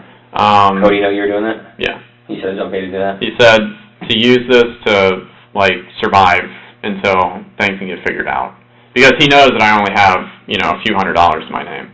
When He told you that night that you Right. could use his card and pay off what needed to be paid off? He said to use it for, like, necessity. Did he give it to you? Yes. He gave it to you, so here, take this and just Yeah. do whatever. But that was normal for him, though. He was, Yeah, he was, because he had for the most always... part, he was footing most of your bills. Right, at the time. right. Okay. So then after the realization that I didn't have to do any skills checkoff, then after that, then after that, that's where I go to Waterford. And then at Waterford... You stop anywhere with him? I go into Panera, because I think that I'm going to get something to eat. About what time? This was like right before I went to the hotel, so it was like, after that, that's where I go to Waterford. And then at Waterford... You stop anywhere with him? I go into Panera, because I think that I'm going to get something to eat. About what time? This was like right before I went to the hotel, so it was like 1:30, 2 o'clock in the afternoon, maybe. Okay. And then in there, you know, I think about getting something to eat, but then I don't really want to use like the other cards to pay for something, and then I know that I only have a little bit, but then I'm gonna have to like sleep somewhere. And again, I'm trying to use like my money for that type of stuff. So then I'm only in Panera for like 10 minutes or something like that, and then I end up leaving from there, and then that's where I go to the DoubleTree, and then that's where I checked in, and then I was at the DoubleTree all night. Did you go anywhere? Leave? I only came out of the DoubleTree to, I think, get like a water bottle out of my car, and to get like, to get my like my razor out just in case I needed to shave or something like that. In your room, what's in your room back at the DoubleTree? At the DoubleTree, it's my leather, like just shoulder bag. And then it has my other small leather shoulder bag, I guess you could call it, but it's like a satchel. Okay. What's in it? What's in this bag? In the satchel, it's just got some batteries, some protein bars, just some like ration type food. And then in my big carry, it's got just like some clothes, standard clothes. It had my, like, all the electronic chargers and whatnot that I could get, just kind of like grabbing and putting in there. And then it has my Surface, my cell phone, and my iPad. Yeah. And then it's got like some like bills, like some previous bills. Does your cell phone have a lock on it? Yes. What's the lock? 2112. 2112 for the lock on the cell phone. How about the iPad? The iPad, I don't know. I never turned it on. Oh, you've never even used it? No. I've used it before, but I never turned it on since I got it back. Because my dad was like keeping all of that stuff like blocked and put it somewhere. Yeah. Slept there last night? Talked to anybody? I messaged the girl that I'd been talking to on Twitter. Yeah. On Twitter, so you have to pay for it. Right. Did she respond back to you? I think once, like 1 or 2 responses. What's your Twitter address? I'm sorry, I'm not a Twitter person. No, it's just Grant A. It's just what it is. It's just Grant A. With a space. Grant space A. I think if you type in Grant space A, it'll like pull up my picture. Okay. But it's like one of those Grant space A 84950. You know, it's got like 9 numbers after. Okay, I'm sorry. I'm not a Twitter person. I don't know that much about it. Sorry, when you get at our age, sometimes some of these things have passed you by. And oh, no, yeah, that's fine. I appreciate you explaining to me. So the Surface and iPad have no passwords? The Surface, my computer has a password, but it's, again, the PIN is just 2112. So you just use a home address? Yeah. So it's easy to remember? Yeah. Okay. And then, but with the iPad, I don't know if it has a password on it, because I never turned that on again once I got it back. Okay. So you stay there and wake up this morning? Right. Nobody else in the room? Nobody else in the room. Rented in your name? Rented in my name. Okay. You come out and do what? You come out of the room today to go where? Where are you going? I was going to go down because I had like 1 more bottle of water in my car, and I had just finished eating like just a little granola bar thing, so I was like, I'm just going to go down and get my bottle of water. And you found what when you come outside? All the police officers were there, yeah. Okay. Real quick, do you know if there was a password on the iPad prior to your dad taking it? Yeah, but it was just, they were always like 2112. Okay, was so what everything was the same? Yeah. Okay. Here, we got a better map, just to, Okay. and I can't see that. Okay. I'm blind. Like Mills, okay. We've marked off there just for ease, and it's not, there's your house. Okay. Here's the guy with the fence with the lights there. Right. And you went down Fort Christmas going into Orange County. Right. And I would suspect this is about somewhere around a mile, give or take, from your development Do you entrance. remember a cross street or anything that it was near? I don't know if it's on here. Yeah, easy for us. Because it would be a road that's like coming in this direction, where it's like... Side road or like somebody's private road? No, it's like a side road. It's like a road that inevitably collects back up with 417. And it's like... 450? I think what you're saying, that road, it should come back to 50, if I'm not mistaken. I think there's a split where it splits off, and if you go left, it'll wind up... Oh, it was before that. Yeah, it was before that split, where if you take that...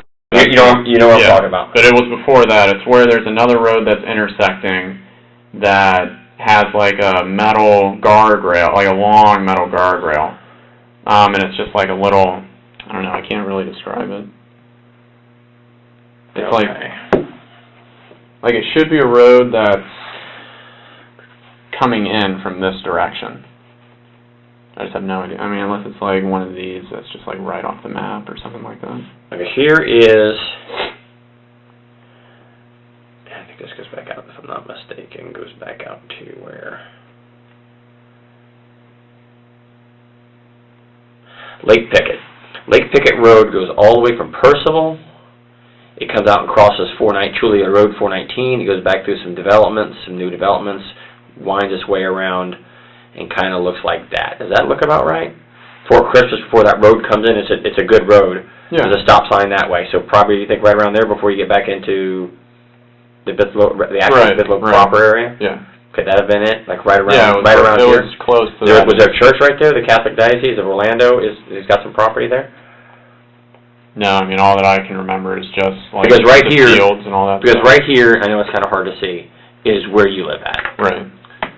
Is right. I think right there. Yeah. Sultan's right there. So then, yeah. That other road comes down. You say where the lights are down that way, and the only real road that comes down and goes back to the east will be that right there. So it's probably that. Yeah, I did not know. But it looks like a decent sized road. It wasn't just like a little driveway or somebody's private road. And then it winds through. So it'd be Lake Pickett. Lake Pickett. Highway, what's it, 420? 420. So somewhere in that intersection. Somewhere, yeah. Better. And then, when you left Cody, what did he say he was going to go do? Cody said that he will take care of it. Take care of what? Just the situation that was at hand with whatever he had been updated with from my mom. Did he tell you what he was updated? He had told me the reason why, like, I'd been kicked out. But he really didn't give me that much dialogue, like, about that situation. You know, he was miffed a little bit because, you know, he had just gotten off work and now he has to go deal with this. And then after that, I mean, it was just, he gave me the debit card to say, you know, to use this in case of emergencies. And then, I mean, that was pretty much it because I don't know if, like, he had already said that he was on his way home or if there were expectations, like, for a time with him for making it home. But what was your demeanor? Like, what did Cody see you as? Like, were you like scared? Upset? Yeah, I was scared because, I mean, like I said, it's the first time that I had been out of the house, you know. So you were scared of what? Being on your own? Right. Or did your father say or do anything to scare you? He had threatened me that if I stepped foot back on his property, not the house, but if I stepped foot back on his property, that he would kill me. And, like, he said those specific words? Yes. Did you tell that to Cody? That your father told you that? No, I didn't. So you're afraid of him?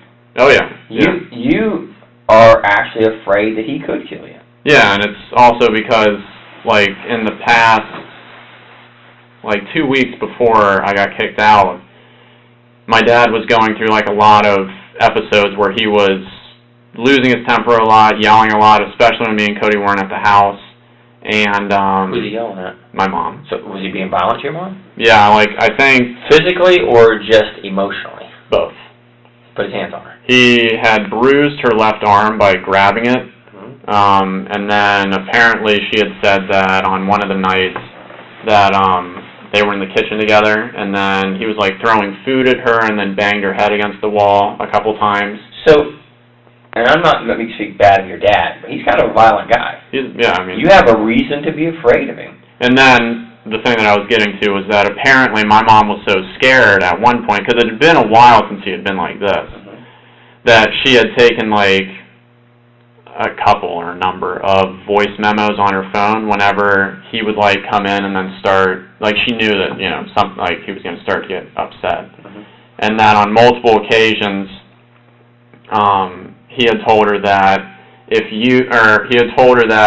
basically if I fuck up, sorry for the language, but that if I screw up, he's going to kill me and then he's going to kill her. He said those specific Because words. he blames everything that happens negatively with me and with Jason, not with Cody, but with me and Jason on her, because we're her favorites. So you have a reasonable belief in your mind that your dad could hurt you? Yes. He could hurt your mom? Yes. He could maybe hurt Jason? Yes. He's a violent guy. I'm sorry, I've been this a long time. He sounds like a violent guy. Yeah. Quick to lose his temper with you over minuscule stuff? Minuscule stuff, yeah. I get the point he's upset about the amount of money. I do get that. Right. But physically, he's abusive. Yes. And it's kind of embarrassing as you're an adult male right now. He's been abusive of you for years, has he not? Yeah. I mean, more mentally over the course. But it has been to the point where you as a 29-year-old male, right, 29? 29. That you're afraid that your father could kill you. Yeah. And I mean, again, it's like, you know, at the house, I mean, I have, like, no access to anything. So, I mean, it's literally just like me, and, you know, I told you. Access to anything, you mean what? Like, you know, anything to defend myself. You know, like, I had sold all my guns. You sold it. Does Cody have guns in the house? He does, but they're, like, locked up somewhere. Dad have guns in the house? Again, yeah, but they're locked up somewhere. And you don't have access to them? I don't even have a house key. I don't have a house key. I don't have any keys to the doors inside the house. All I had was my car key. That's all that he gave me. And that night when you argued with your father and he said he grabbed your shirt and pulled you off the couch, did he do anything else to you physically? No. No, he didn't, like, pursue it anymore. He was just... Did you tell Cody that he acted that way towards you? No, I didn't. Cody had no idea that there was a heated, physical, just the argument that you needed to get out because you were talking to this girl? Right.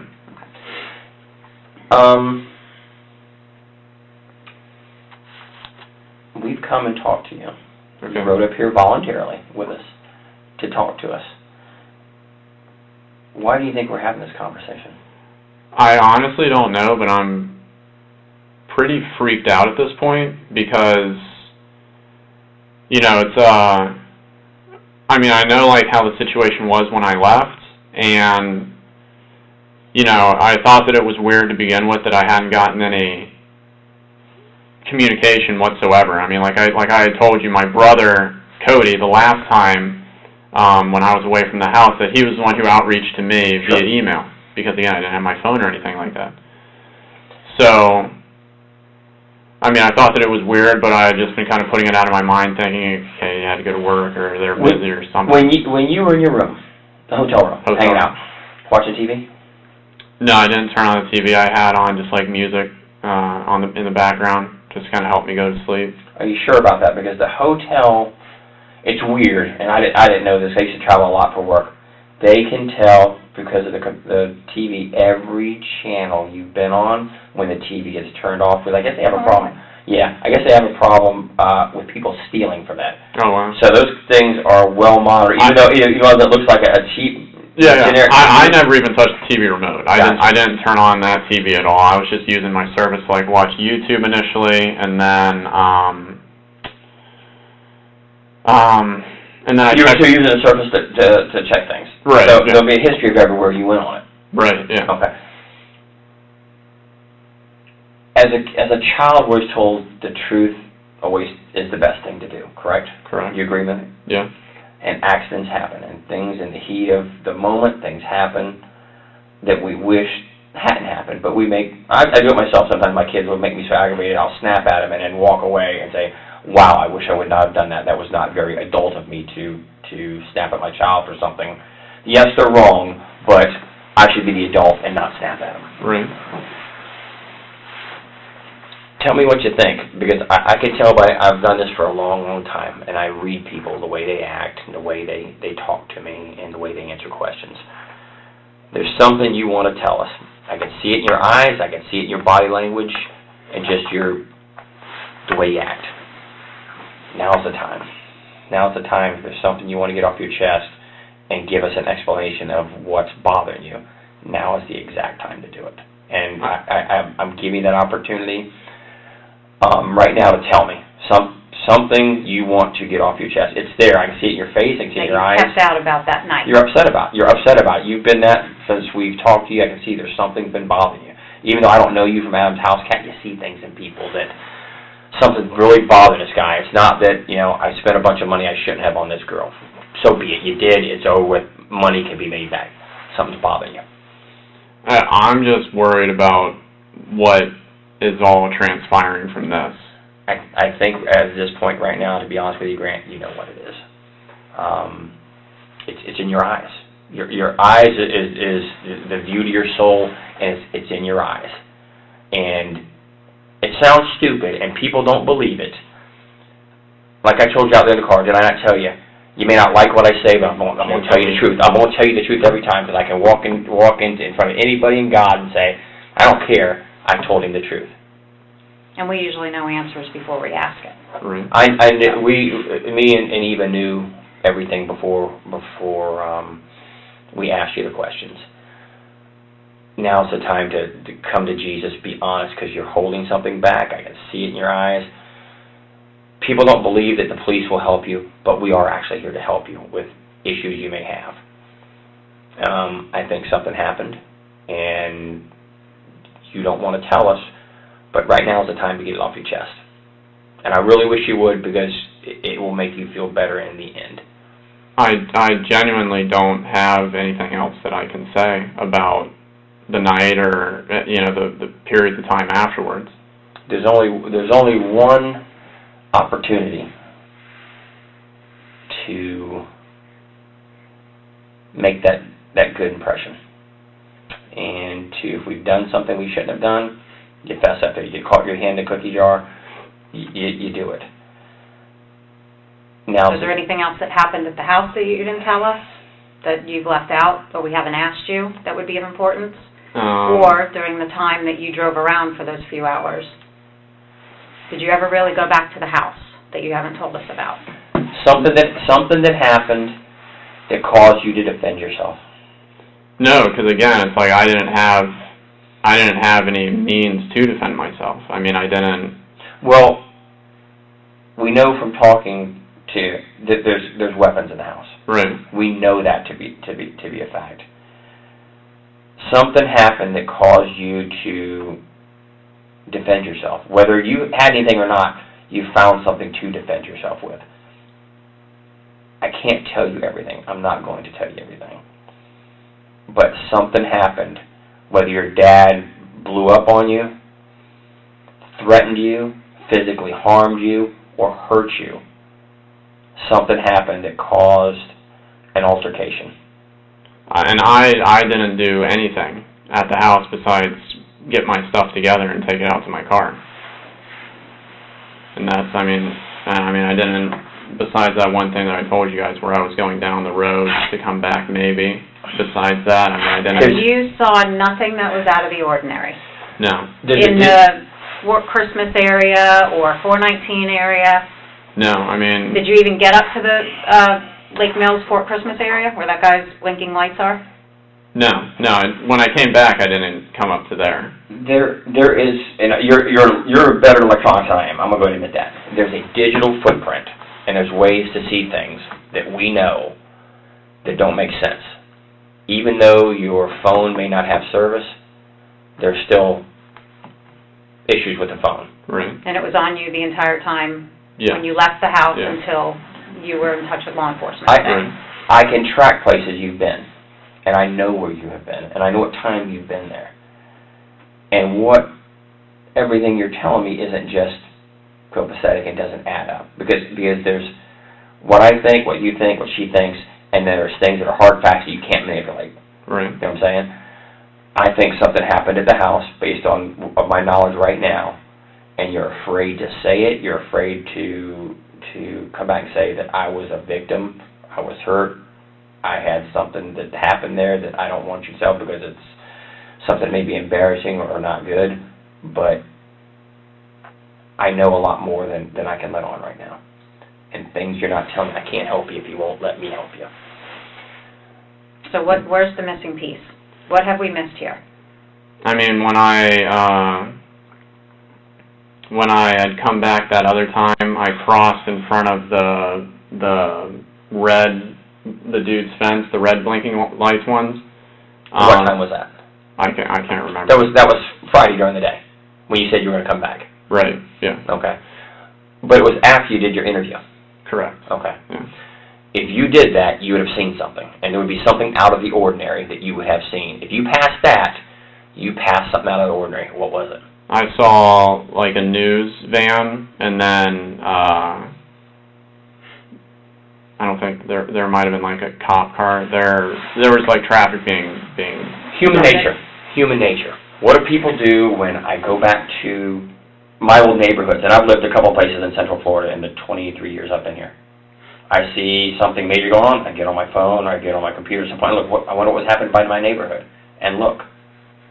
Did that even spark your attention? There's a digital footprint of where I went on my phone. This right here phone, they can tell me I looked at these maps on my phone because it's on there. Right. The memory's there, you can't delete it, you can't.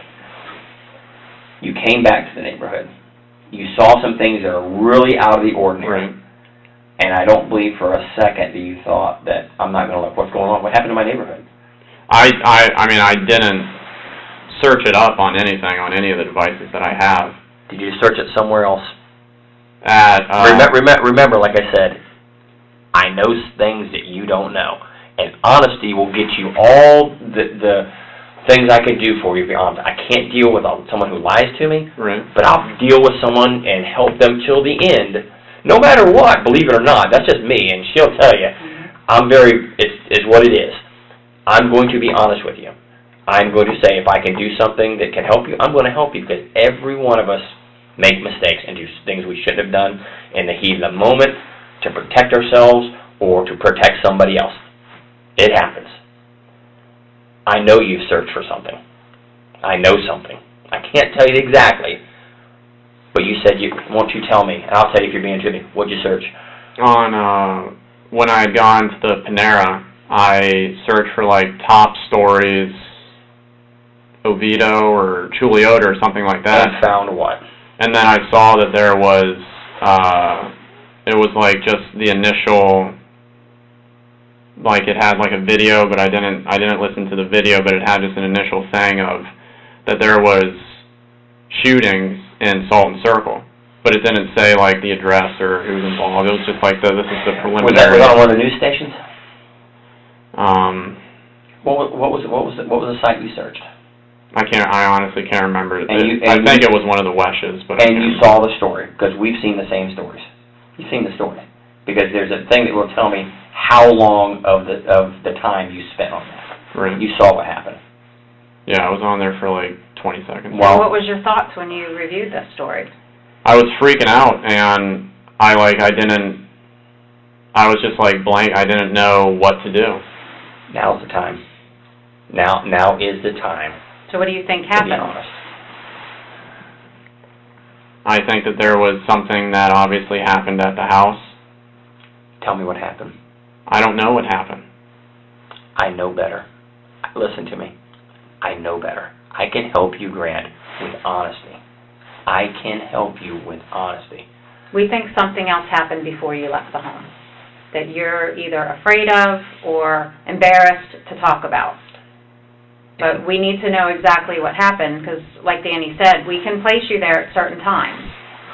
And so we need to know what happened before you left that house. because you didn't leave with everything being okay. I honestly, I don't have anything else that I can really say. I mean, I don't know. Do you even know why law enforcement got involved? Like, what brought us to that home? No, You just said it. You know something bad happened there. Out of your voice, not mine. I have not told you anything what's happened there. Something bad happened. You're here with us for a couple hours. You admit that you've looked at a site and seen something bad happen, because the video is not of just a general area. It's of a specific location, correct? Yeah, I saw like a driveway or something. Whose driveway did you say? I don't know. I saw like there was like a gate. There was a gate, and then I saw like that there was like 2 cars, but then I didn't see anything past that. Okay. Well, is that driveway and gate your home? I honestly did not fixate on it for like a long period of time. I saw like the one with an actual like gate. You've been here with us. You think something bad has happened at your house, and to date, so long, you haven't even asked us about anybody. Well, that's because for the last time that I was arrested, I mean, like nobody would tell me anything. Once you start telling me something that's truthful that I know, then we're going to have a conversation of exactly what happened. I mean, you're a smart guy. You know something's happened at your home. You have law enforcement here. You haven't heard or gotten any emails from your family. I'm just scared as to what the answer is. Well, you need to help yourself by filling in the blanks of what happened that night so we can give you the answer. Did anything more happen with you and your father besides him grabbing you up from the couch and yelling at you and kicking you out? Anything at all? Did he harm you, hit you? No. Draw any weapons on you? No, he didn't do anything like that. I mean, he was just yelling. This is the time to come to Jesus, to be honest, because you know more. I'm looking in your eyes. Your eyes tell me exactly that you are hurting inside. I get it. Brother, I get it. You're hurting. And this is the only time we can help you. Because once we get to a certain point, there's nothing I can do. It's in the hands of who has it. Nothing I can do. Honesty is always the best policy. You get caught stealing a car, you admit to it, I get it, how can I get help? What can be done to help me? And let me tell you the rest of my story. You're holding back. And if something happened that you were defending yourself, then we need to know that. If you were protecting yourself because you were in fear, then that makes sense. But we need to know exactly what happened for you to protect yourself. You can't minimize this. Once, a wise man told me one time, once a bomb goes off, you can't defuse it. You can't. That's already out there. Now is the point to say, how do I put Band-Aids on myself to minimize the injuries I have? And we're giving you that opportunity. I want to give you that opportunity. I don't think you're a bad guy at all. I really don't. I think you're going through a very stressful and emotional time right now with being out of work and just dealing with all the problems with the arrest. You're probably not used to depending on somebody to pay all your bills. So now you have to do mom and dad or have to give you money.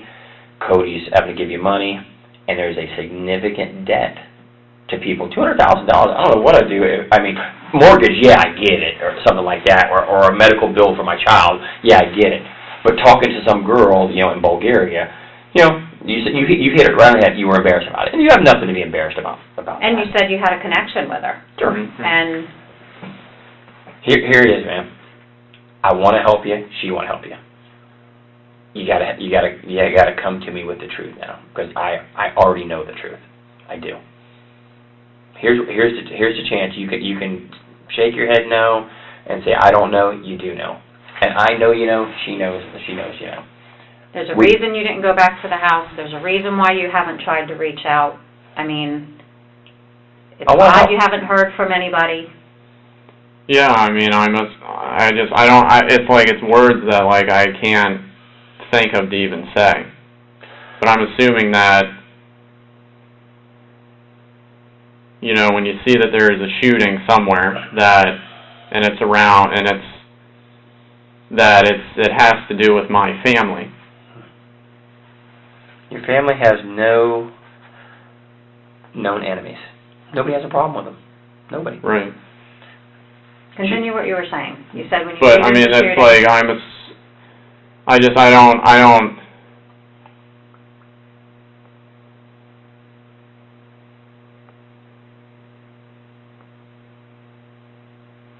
Like, I don't know how to even say the words.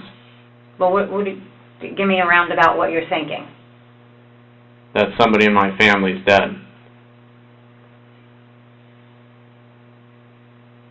And how does that make you feel if you're thinking that? I have absolutely no ability to comprehend the words. Because, like I said, I've been there for my whole entire life, and even though there's been struggles and everything like that, there hasn't ever been any issues. There's never been the struggles or the issues like happened Thursday. Never for you. I believe you 100%. I believe it's never been like that. But something happened Thursday unlike anything you've ever experienced in 29 years of your life. Never. And maybe you felt that was rock bottom for you. You were getting kicked out of the house. Your father gave you an ultimatum. I mean, that's, you're already dealing with the debt, and, now you have to stop talking to this girl, and now you're being kicked out of the home. I mean, I can understand how you would feel. I mean, that you'd want to lash out, or, if something happened, you'd want to defend yourself. Sure. Absolutely. But we need to know what happened. I mean, I can tell that you guys are, like, leading me into a certain way of what... The only thing we're leading you to is wanting to get the truth from you. Not trying to make you say something that's not true, that's not accurate. The truth. The end. That's it. That's all we want is the absolute truth. Because it's got to come from you. It can't come from us. It can't come from us. Do we know what happened? Yeah, we already know what happened. But it has to still come from you, the truth. Because the parties involved, that's, in all cases, you want the truth from them. I don't want somebody to say something that's not true. Absolutely not. I want them to say, this is what happened, and here's why it happened. Because sometimes there are things that are justifiable. I'm dealing with a case right now where some people were jumped in a house, there was a shooting, and the people involved in the shooting are not going to be charged because they have the right to defend themselves. Nothing in the state or federal law says you have to be seriously physically harmed or killed. Nothing does. You have the right to defend yourself. Absolutely, you have the right to defend yourself. If you're in fear of Sure. you being hurt or your life. But, Grant, I just need you to come. It's there. It's there. I can see it. It's on the tip of your tongue. You want to say, let me tell you what happened. I'm being honest. I think you're being honest about 95% of the story. I truly do believe you're being honest about that. I think there's that 5% as most people, because they're afraid to actually talk to us and tell us their story. And sometimes we can help justify their story once they tell us the truth. It's a fact. It happens. That people are afraid to tell things. They're afraid, I'm going to get, you're not going to believe me, you're not going to like me, you're going to think bad of me. It's not the case at all. I have no opinion one way or the other. I don't know you. I don't think bad of you. I just don't know you. If you're a friend, I would think different of you, or somebody I know was something else, or had previous dealings. Yeah, I may have an opinion, but I don't have an opinion of you. I just don't, because we don't know each other. We've never contacted each other, have we? No. So there's no reason for me. But I've been honest with you the entire time, and I will continue to be honest with you till the remainder of my career at the Seminole County Sheriff's Office. I'll always be honest with you. Call me and say, hey, this is. I'm going to tell you. Again, you may not like it, but I'm going to tell you. That's just me. And some people don't do that, and some people will tell you things that are misleading. I'm not going to tell you anything that's misleading, because that's my word. That's my integrity. That's my character. Now's the time, my friend. I want to help you. She wants to help you. And I'm telling you, I'm going to help you. Anything I can do within my power to be honest with you. I'm going to. That's it. But I got to have the truth from you. I can't get it from somebody else. I can't get it from her. I can't get it from other people I work with. It's got to come from you. I already know. I'm telling you, I already know. I got a couple more years. I'll retire. I'm going to take my career with me and be happy with what I've done because I've been honest with everybody. I'm asking you to be honest with me too. I want to help you. I mean, apart from the times maybe being wrong, I genuinely don't have anything else that I can say about what transpired during the nighttime. So when you left your house, everybody was fine? Yes. And when you left Cody? Everything was fine. Well, we got called to the house because Cody didn't show up to work.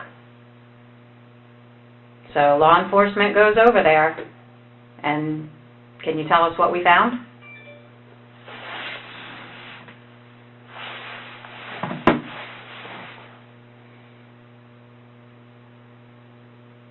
What do you think we found when law enforcement arrived at your home?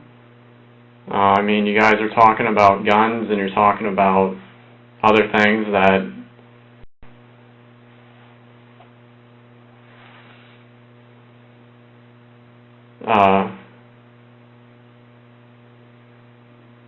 and then the website and everything, that something happened to him. Who's him? Cody.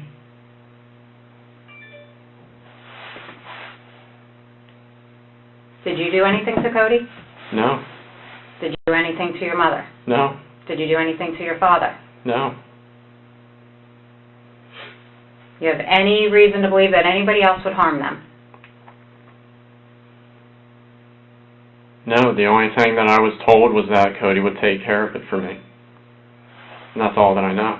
But you didn't tell Cody what your father said to you, correct? Correct.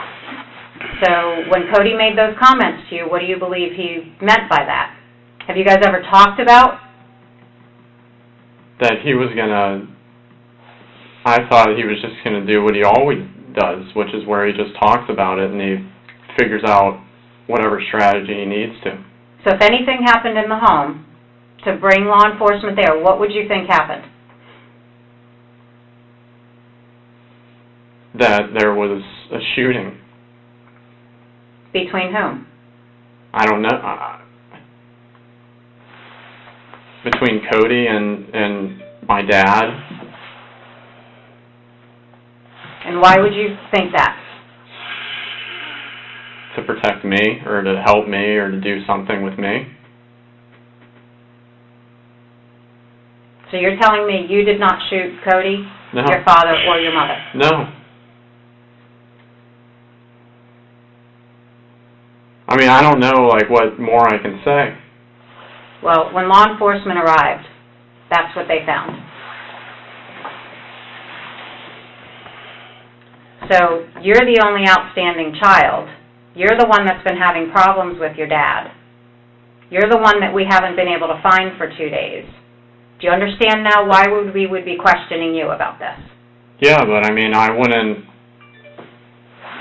like, I wouldn't be saying, like, all, like, I don't know the way to, I don't know, like, what to even say. We're trying to see if there's anything else that you've left out during the night from when you first came home and confronted your father, or when he confronted you, until the time you left, that you've not told us. There was nothing,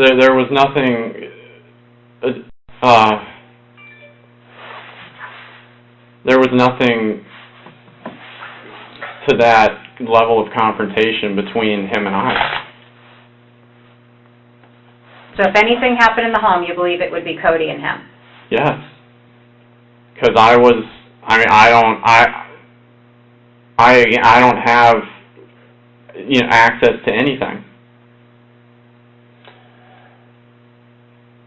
Well, I can tell you from what we read right now, because you know what the news has said, correct? You know what the news has said. I only know that first story that I saw, and then I didn't look again. And what did the first story say? That there was a shooting in the Sultan Circle area, and the investigation is ongoing. Okay, and what did they say? They say the status of the people inside the house? What No. did they say? Because all the news have reported the same thing. Every one of them. The sheriff has held a press conference. The sheriff has provided information to the media. And it's known what has happened in the home. All that I saw was literally like the paragraph, and then the last sentence was there's an investigation ongoing, and then I didn't. You saw more. Because at Panera, when you said you pulled it up, they had more information then. They had more information than just, there's been a shooting. There's a lot more information was given. It was all over the news by that time. The new news reported exactly what had happened. We know that Cody didn't shoot your dad. We know Cody didn't shoot your mom. We know Cody didn't shoot himself. There's something... And you still haven't asked us the condition of them or anything. That's because I don't know what the normal proceedings are, but The normal proceedings are for you to be honest about what happened. And then we help you understand everything that's going on from here on out, of what our responsibilities are. And we don't believe you're being honest. We feel that you are leaving something out about what happened in that home. And the evidence tells us what happened in the home. But you need to fill in the blanks. Here's my hand for honesty. Here it is. We're here to help you through this, and you're not going to like something here in just a minute, and I know it's going to hurt you, but you're leaving things out. You've got to take that step and cross over and say, okay, I have to tell you. You'd probably rather tell us what happened before Eva opens that up. You probably want to tell us and save yourself some grief by saying, here, let me tell you. Here's what happened that night that I wasn't completely honest about. Because honestly, Grant, I believe you've been honest about a very lot of things. I really do. Because I can account for your day. I can account for your night. We have a couple very small holes. 95% of the story I already know. That's why you're here with us.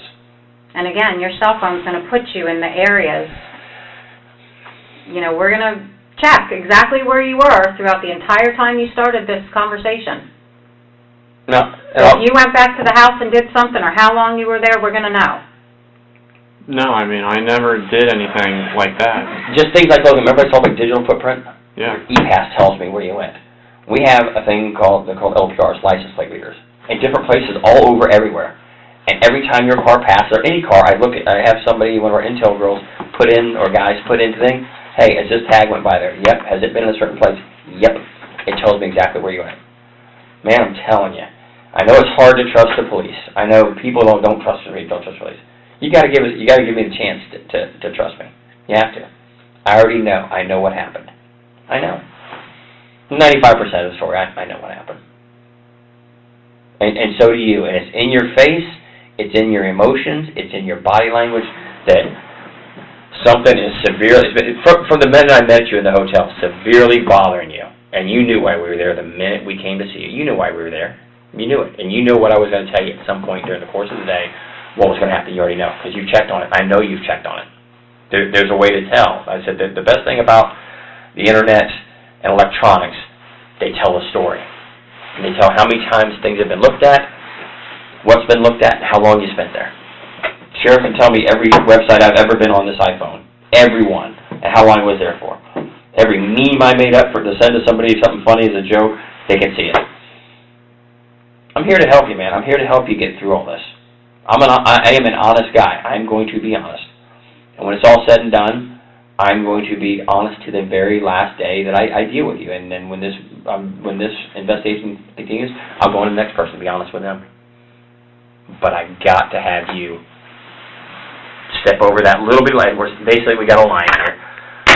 And you're so close to wanting to step over that line. You've come all the way from the back side of that table over to here. And now you're right about right here that you want to do it, but you're scared. I get that, my man. I get you're scared. But something happened there that kicked us off, unlike anything that ever happened in your life, to get to where we are today. And I just need you to tell me exactly what happened. Here's your brother, the guy who's always looked out for you, correct? Paid for your trip to Japan, paid bills. Your dad and your brother have paid $200,000 of this video chat, whatever, with the not the virtual, but the girl in Bulgaria. Dad's pissed about the cost. I'm sure I'd be upset too. $200,000. Think of the car you could have for $200,000, or paid off college debt or whatever. some girl in Bulgaria got basically your college debt. Now, I'm sure your brother and dad may have been as happy if you take that $100,000 and paid off that program. But there's a lot of pressure on you. I get it. I need you to step over, man. You're right there. You're right there at the end, ready to go. We're ready to take the information from you and move forward. We're there. I just need you to take that last step over and say, all right, let me tell you what else. I've been honest about the vast majority of this, but let me tell you what actually happened that night. It's there. When you're talking about the phones, because I'm illiterate when it comes to phones and Wi-Fi and all that. So you said when your dad cut off your phone a few days ago, you had no phone number, like no way to call, just pick up the phone and call someone, correct? Right. So when you would communicate on Twitter, like you said, either on your cell phone or your Surface, you would have to be connected to Wi-Fi, is that correct? Right. When you were in your home, were you connected to Wi-Fi? Talking to these, you know, when you did the Twitter and so on and so forth, were you connected to the Wi-Fi at your home? Yes. Both No, wait. No, I wasn't. I was on the LTE. I was on LTE. I was just on the cell service. And you can still do the Twitter thing on cell service on the LTE at home? Right. Okay. And then when you are at the Publix, right, you're on what? That's on Wi-Fi. Publix is Wi-Fi? Right. Okay. And then you said the next time was at Panera? Yes. Was on the Wi-Fi? Both your cell phone and the Surface? Just the Surface. I hadn't, at the Panera, it was just on the Surface. Okay. All right, so again, with the whole digital footprint like Danny's talking about, you know that we will know exactly where you were at every time that you connected to Wi-Fi and how long you were connected to the Wi-Fi. You understand that? Yes. Okay. So when you drive away from the Publix or you're driving away from Panera, we will know all of that. And every hot spot you hit along the way, it's going to ding. It's going to make that connection, even just for a brief second. And I'm very familiar with that area out there. I used to live out at 419 and 50, and I know just about where every hot spot is along the way. So it's going to be boom, boom, boom, boom, boom. I want to help you, man. I really do. But you've got to take that little step and trust that we are going to do everything that we can do. And be honest with you, we're going to do it. But I need you to step over. You have to, because what happens if you don't? You know, it's going to be something that we just can't do anything to deal with. We can't. Honestly, I've talked to people. I talked to a guy that was responsible for a lot of bad stuff in South America, and we sat down over the course of a month, and he finally admitted to some horrific things. And felt a lot better about it, right? Because he trusted us. Because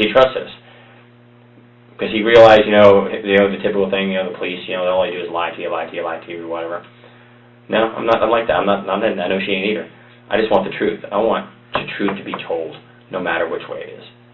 And you will feel so much better. We're talking about your family here. So you telling us anything that we're missing, you're going to feel a lot better by telling us the truth. Guaranteed. It's hard to take that leap of faith. It is. It's like jumping out of an airplane with a parachute.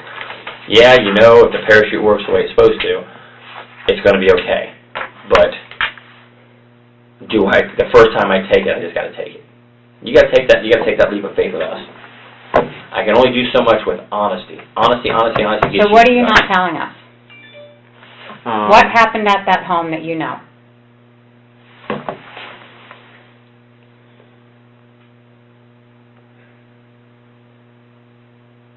It's on the tip. Grant, I know you want to tell us. It's on the tip of your tongue. I know you. It's right there. It's that bad taste you want to get out, to get it off your chest and out of your head. But you got to do it. I can't make you say it. I need you to say it, so then we can move forward with the truth. Like I said, we're at 95. We're probably close to getting 97, 98% truth. But that last step, you got to tell us. Because if when you say something, you get locked into a story, and it's proven to be false, then you got problems. Because what do people look at during the course of an investigation? Did everybody who was honest and who was dishonest? So there's an explanation to things. You have to explain them, and you're missing that 2, 3, 4, 5% of the truth that you're holding back. And that's the most crucial for you right now, is the truth. Sounds crazy, but that's a fact. The truth shall set you free. Emotionally, you're probably going to break down because you've got this all pent up inside you that you want to say it, but you're afraid to say it. I get it. I've talked to people that makes all this look like nothing. This whole investigation like nothing. They're just bad. Then once they get this off their chest, they say, you know, I didn't think I would, but I feel better. I know it's tough, but I feel better. Because now I've told the rest of my story. You can't, you know, it's like reading a book and getting almost to the end, the conclusion, and you just shut it. You got to open up. You got to open up to me, man. I'm here to take that information from you, to get you over this hump, to a little peace in your mind. You'll never have peace without saying, here, let me tell you. This is exactly what happened. And I already know. I'll be honest with you, I already know. This isn't my first rodeo. We've been doing this, what, between the two of us, 50 years? Over 50 years. Married. Over 50 years. I've seen So what is it you need over. to tell us that we're missing? Step over. I mean, the only thing that I know is just that, I mean, I left the house later than what I had said. Silly. Did you leave the house with your brother Cody looking like that? Or did you leave the house with your father looking like that? Or your mother? Is that how you left your family? No. Nobody else went into that house. Who left your family like this? If you were the one that's been depressed, you were the one that owes money, you were the one that got into a confrontation with your father, who did this to your family? If you were trying to defend yourself or something else happened, we need to know now to help you. So tell us what happened, Grant. We're here to listen to you. Grant, you need the truth. We're here to make this right. You got to tell the truth. It's on the tip of your tongue, my man. I get that. Did your father go after you and you try to protect yourself? No, I didn't do any of this.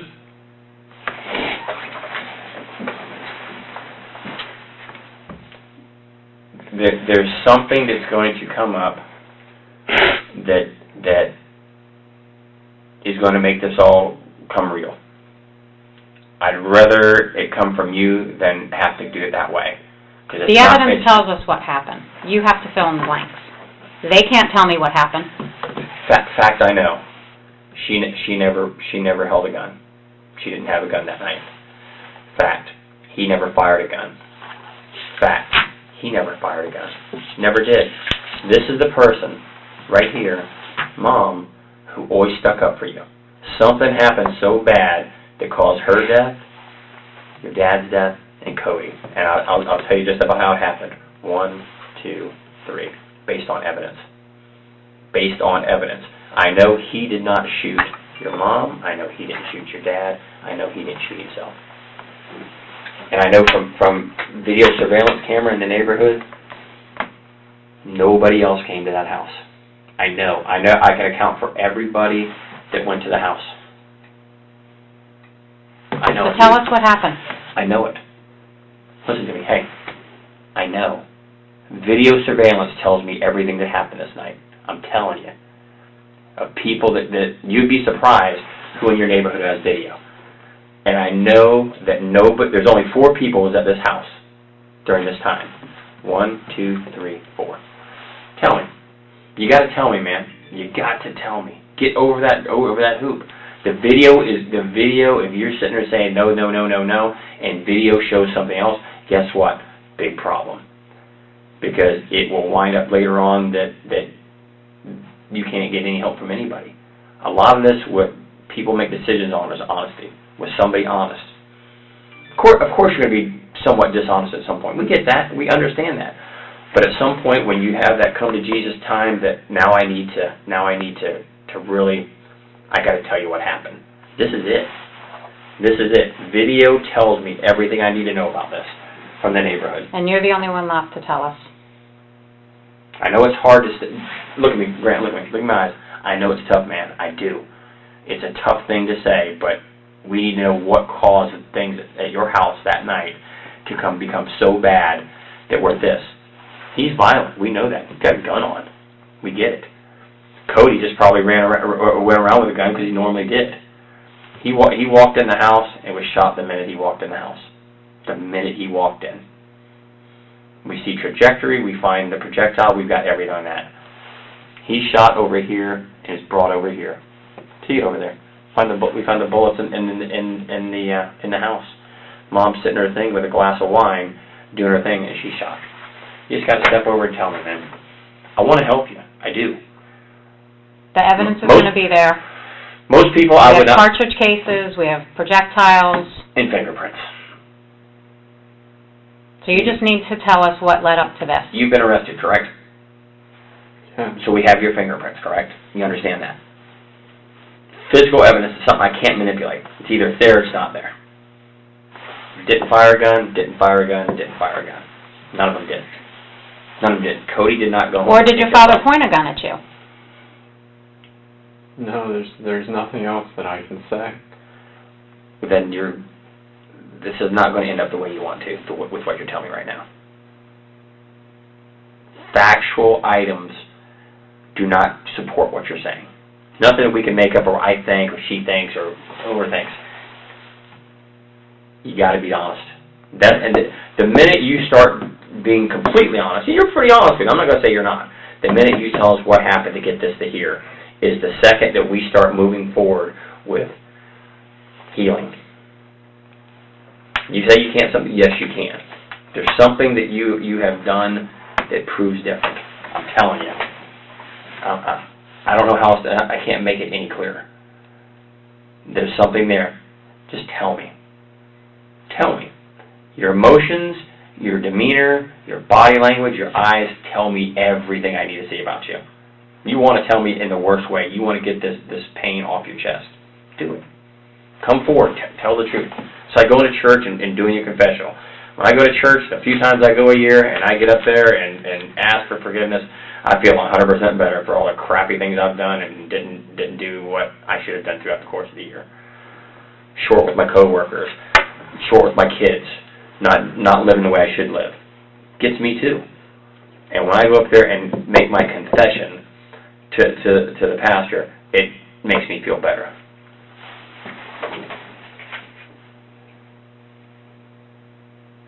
I mean, there's just nothing else that I can say. There's nothing else that happened in that home while you were there that would lead up to this? No. Your father didn't point a gun at you?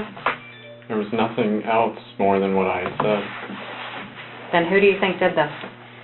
I don't know. I don't have the answer.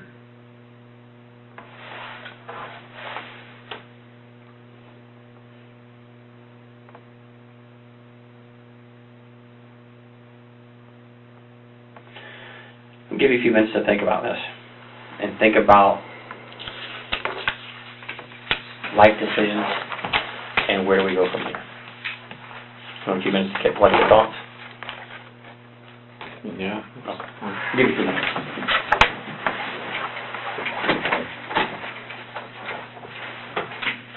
Do you need a drink or anything, Greg? No. Okay.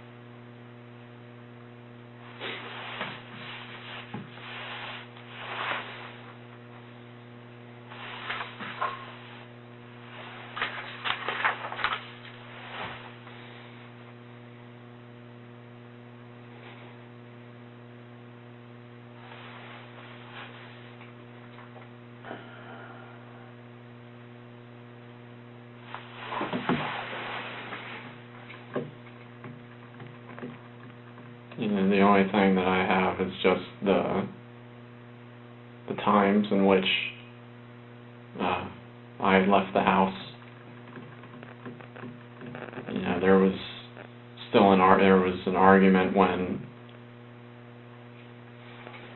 Cody had gotten home, and then there was nothing that he could do to help me. So I don't remember the exact time when I actually left, but I had left later than what I had said. So you were home when Cody got home? Yes. Tell us about that.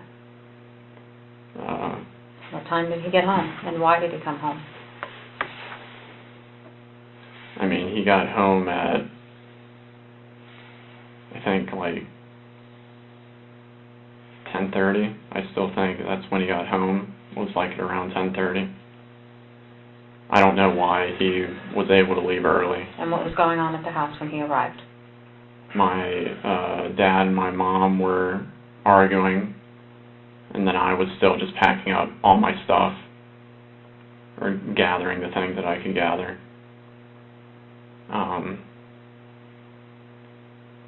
And then when Cody got home, he started to transgress with my dad, and I was still kind of just staying out of it and doing my own thing. And then the end result was still the end result, and then I had to still leave. And then, so is it true that you still met Cody up the block, or was that... No. So you didn't meet him up the block? So why did you tell us that? I don't know. Alright, so then, now let's start from the time you and your father started having the argument. About 6:30, you said, when he got home? Yeah. Tell us exactly what happened from that time on. Even what was said. I mean, it was just a lot of yelling. I mean, it was everything that he had been telling me for the past months and months and months about just how I had ruined his retirement and how I had pushed him back, and now, he'd never be able to do the things that he wanted to do because I had saddled him with a lot more expenses, and that I had told him that, once I can get a job, then I have plans to make amends for the things that I had caused for everybody. Mm-hmm. And he's yelling. Yeah. He's heated. Are you yelling back at him? No, I had never yelled at my dad. And are you sitting on the couch downstairs, like you said? I was in the living room, yeah. And at what point does he put his hands on you? It's just, it's like maybe 5 minutes into the conversation. There wasn't really anything that was a trigger that I can think of. What was your reaction when he grabbed your shirt and pulled you up? I had always been passive, so I didn't fight back or anything like that. I just tried to get my grounding, and then and then we were just standing, and you know, it just continued on. And then what? And then after that, I started the whole process of gathering everything. And where's your mom at this point? She was still in her office. Did she intervene at all? She had gotten up to say that, you know, you need to settle down, or you know, some sort of diffusing statement that she always used to make. And then my dad yelled at her to stay out of this, and then she just went back into there. Okay, and then what? What happened next?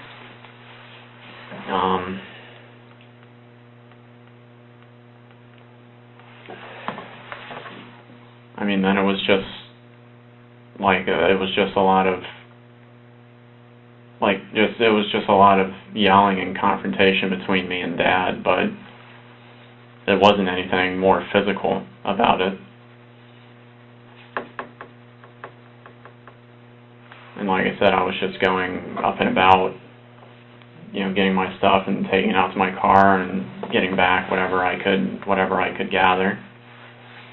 And what did your dad do while you were doing that? He was just following me around. Just making sure you were gathering your stuff to get out? My possessions, and not taking anything of his. And how long did that go on before Cody shows up? I mean, that was like for 4 hours or something like that. So you did that for 3 hours? Yeah. Gathering your stuff? And dealing with Dad, and because it wasn't just like he just wouldn't pack up those 2 little bags you brought. Was 3 hours? Yeah, he wouldn't just. I mean, I went onto my computer to back up some stuff onto like some flash drives and I mean all that other stuff, but it wasn't just like with him where I could just go and do my thing. You know, I mean, he would stop me and then we would talk for like an extended period of time, and then I would start to do my thing again, and then it would stop again, and I mean, that's all it was. Was your father wearing this? Yeah. And what about that gun on his waist? No. He didn't have that on? No. Is this normal? No. I mean, I hadn't seen him have his gun since like high school. So he doesn't walk around like this normally? No. Why do you think he would be like this? I don't know if it's because of what he had told me, that if I came back that he would kill me. I mean, like you said, you're afraid of him. Yeah. But we're here to this. This is the person that is coming to solve the problems for you, or came home to solve the problems. There's the one who always sticks up for you, including talking to the girl. She talked to the girl in Bulgaria, didn't she? Yeah. She had conversations, said that you're not a bad guy, and how this breakup basically has affected you, didn't she? Told him it was bad. Here's the problem: his dad. This one's behind you, supports you. That one's behind you, supports you. This one, I'm sure, cares about you, but is upset because, like you said, you have ruined his plans for retirement, so he can't retire because of the financial loss. How much money did Cody give you? Approximately.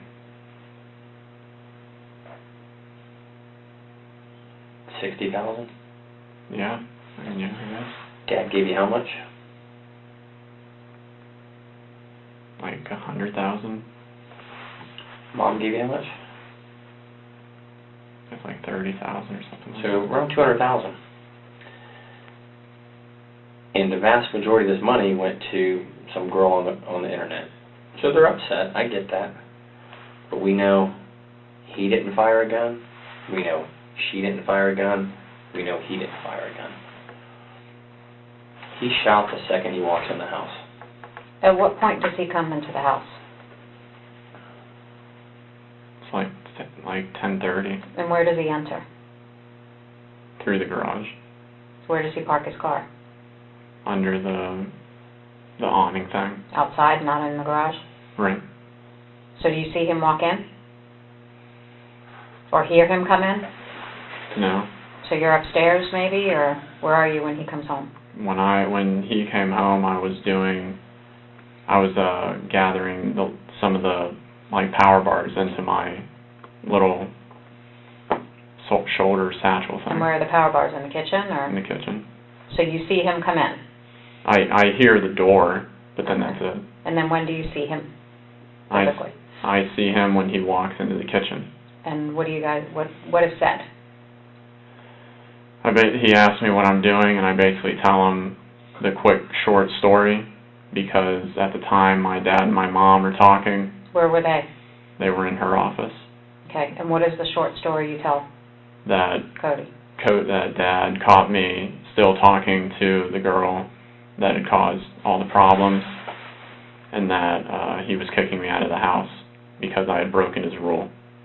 Did you tell Cody that he threatened to kill you if you came back home? No, I still didn't tell Cody about that. I had told Cody previously when I went to Cornerstone that that's what Dad was going to do if I had made any more mistakes, not the specific one that I had caused, but if I had made any more mistakes. And then Cody told me that he was going to do that when I went into one of the side offices with him before they officially dropped me off. When you went to Cornerstone? Right. So your dad had told you in the past before that he would kill you? Right. For what reason? For if I basically did anything related to this, again, costing him a lot of money. And Cody knew about that? Right. He just didn't know about the one that was just said. Whether or not he knew from like the paper that my dad had written out of all the consequences and everything like that. When did your dad write this paper? Before they came to get me on the 4th. I mean, I don't know the exact time. Do you know where the paper is or what it's written on? It's written on like a greenish yellow college ruled just piece of paper and pen. In the office or bedroom? Or? I don't know where he keeps all of his stuff. All right, so what else do you and Cody talk about? So then after talking about that, he says that he'll take care of it, and then him and my dad, they're the ones that always yell and raise their voices and everything like that. So did your dad eventually enter the kitchen, or did Cody go to your dad in the office? No, my dad came in when he heard that me and Cody were talking. And what was the conversation then? When they started to talk, I just left the room, and I just went back upstairs. So you didn't hear what they talked about? I mean, not in any. It was more just that he was defending that it's just that I just did this and that it's not like it's costing any money. Were they yelling? Did they raise their voice? Or they were talking? They were yelling. Did you hear any threats or? My dad had said that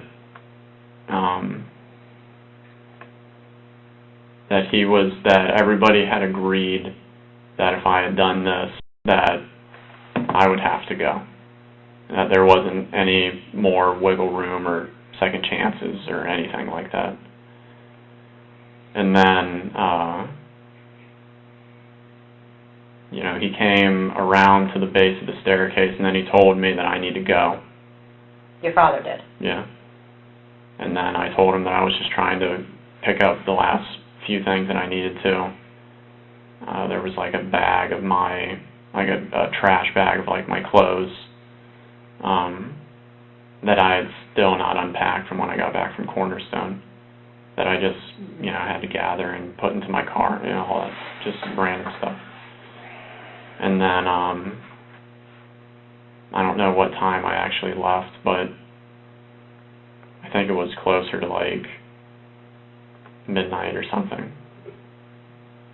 And when you left, where was your mother? When I left, my mom was still just in her office. And where was your dad? Dad and Cody were just yelling inside the kitchen. So when you left, you heard them yelling? Not really yelling anymore, but they were. It was basically just the same exact conversation that had been going on, where there was nothing left, and then Dad looked through some of my things to make sure that I wasn't taking anything that wasn't mine. I think the only thing that he had a problem with was that I had taken like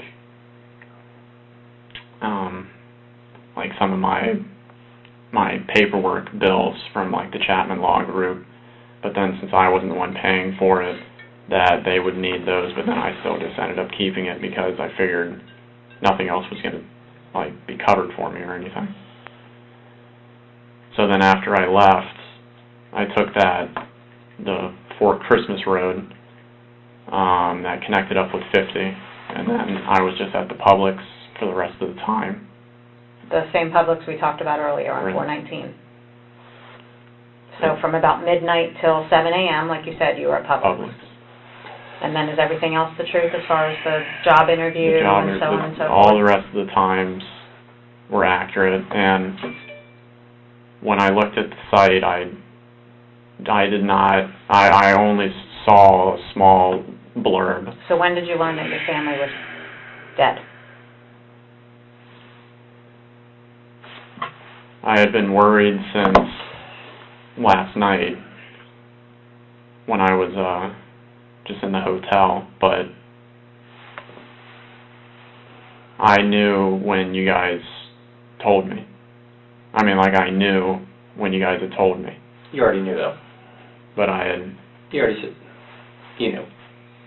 At any point, did you feel like you needed to reach out to Cody and see if he was okay, or? I just didn't want to call anywhere. I just didn't want to know. But you couldn't call. Well, I mean, you had brought up the hotel. Hotel room was there. Phone, but I just Phone works there. I didn't even think of to use that.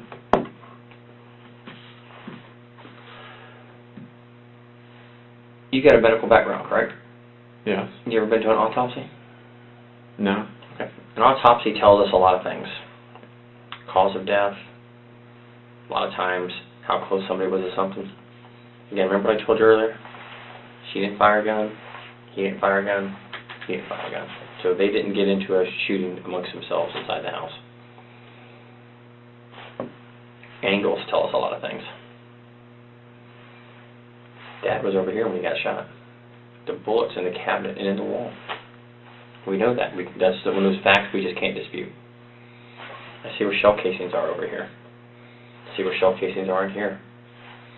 I see where shell casings are there. Cody was shot the minute he walked in the door when he first got home.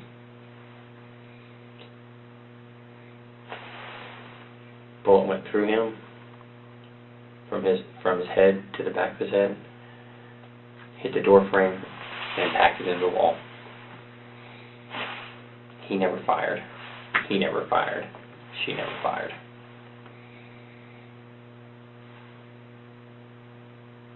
And we know what time Cody left work. I mean, from his boss, from his coworkers. And you got to remember, we've talked to everybody before we talked to you. So we know what time he left work. We know why he told his coworkers and his boss why he left work. And we know what time he got home. And we have text messages that he has sent people afterwards. So based on what you're telling us, that he comes home and has this confrontation, talks to you, talks to his dad, you leave about midnight, and he's still there talking to your dad in the kitchen, none of that adds up. Medical examiner can approximate the time of death based on the body. Now's the time, Grant. Now's the time, buddy. I'm just... So I believe this, and this happened while you were still present in the house. And for whatever reason, you don't want to tell us. We understand your father was abusive, and we understand that he was the asshole. And if he threatened you, that he was going to kill you when you came back, you were probably in fear, were you not? So did your brother come home to try and defend you, and then this gunfight happened, and you got so scared that you left? No, I mean, I had left when I had said that I had left. Which time? Around 9 or midnight? No, around the midnight time. Again, we know stuff from the medical examiner office of times. Said this a couple of times. He never fired a gun. He never fired a gun. She never fired a gun. Nobody did. Nobody in the house fired a gun. Fact. We know. I'm going to get DNA off the guns that are on scene and the cartridge casings. And all Any that. reason to believe that your fingerprints or your DNA will be on any of those weapons or the cartridge cases that are on the scene? I mean, not that I can think of. I mean, I know that me and Cody had, you know, like, I mean, we had used each other's guns before in the past, like when we go to the range, but... So you What? said you had no access to these guns now. Right. I mean, but yeah, I mean, that was a long time ago. So, I mean, there's... So the gun that's still on scene and the gun on your father's waistband, is your DNA or fingerprints going to be on it? Not that I can think of. Let me throw something at you. We pulled financial records from your dad, you, Cody, and your mom. Remember that payment you made? Which? The payment on that bill you had? The $599.99? I saw that one. Well, guess what got paid right about the same time? What? $33,000 of debt was paid off of his credit card. Same time. Within a very short time of each other. Those things go together. Records show what was happening. Wait, what happened? $33,000 on, I think your dad, it was a USAA credit card. He had $33,000 was paid to pay off that credit card. I just don't know where else to go to get you to come around, because it does not make any logistical sense of what you're telling us. It doesn't. If these two got in a shooting, we would know. We would know they shot each other. We'd know that. But why Mom? Things just got so bad and out of hand like never it's been before in your life. Never been here before in your life or your family's life. He's pissed. His future, his retirement, his plans are being upset by you because of the financial cost. I would almost bet this is just a horrible, bad incident that on any other day wouldn't happen. But you and me both know, as does she, what happened that night. You're coming around, and I really appreciate it, Grant. I do appreciate it. Now you're starting to tell more of the truth. Everybody minimizes when they're in a stressful situation. They do. My boss can start yelling at me. I try to minimize the effect of it, thinking about what am I going to do? How do I explain to him what happened legitimately? Not that I want to be a liar, but let me explain to him how legitimately something happened. How I bumped my fender on my car, got a ding in it. Try to think, well, how am I going to explain this? And you've already told us a lie. This whole map thing is bullshit. So when people start telling little fibs, they add up to big ones. And I told you, just tell the truth. I already know the truth. I know the truth. You can't convince somebody of something they already know the facts of. Walk outside today, you try to tell me it's night, and I know it's noon. I know it's daytime, right? We both agree? Here's the time. Tell me what happened. Tell me what really happened in this very short time to get to where we are here. I'm telling you 100 times. None of them fired a gun. None of them. A thing called gunshot residue. There's no gunshot residue on anybody's hands. Nobody fired a gun. You didn't shoot him. He didn't shoot him. Neither one of them shot them. I'm telling you. Look at everything. He walked in the door, shot them, and he walked in the door. Because right down here is a bag he carries in. Dropped right there where he opened the door, walked in, and gets shot. There's Dad's lunchbox right there. Dad came home, was probably messing with it right around here. Arguments, whatever's going on, whether there was even an argument. Dad gets shot, and he drops right here. And most likely either got pulled or crawled over here. Over here. I wonder what DNA is going to be in that blood right there. What's going to be on your dad's pants? Because we got his pants. We take all their clothes, everything that we take. Your DNA going to be found on his pants? No. You sure? Maybe something, a question I'm asking, I already know the answer to.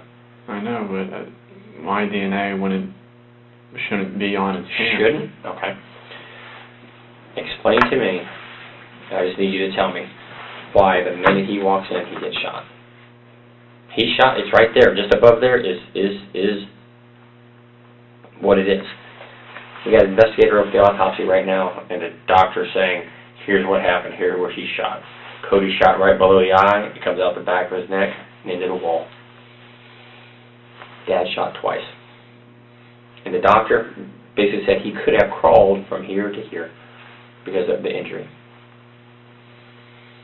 And we're going to look at their clothing, your clothing, for DNA, gunpowder, blood spatter, all of that. Inside of your car, all the stuff that's in your room, all your electronic footprint, we're going to look at. We will look at it. We will see it. It's a whole lot easier for you just to say what happened than to have to come up here and say, here, boom, boom, boom, boom, boom, because that may change the direction of this case severely.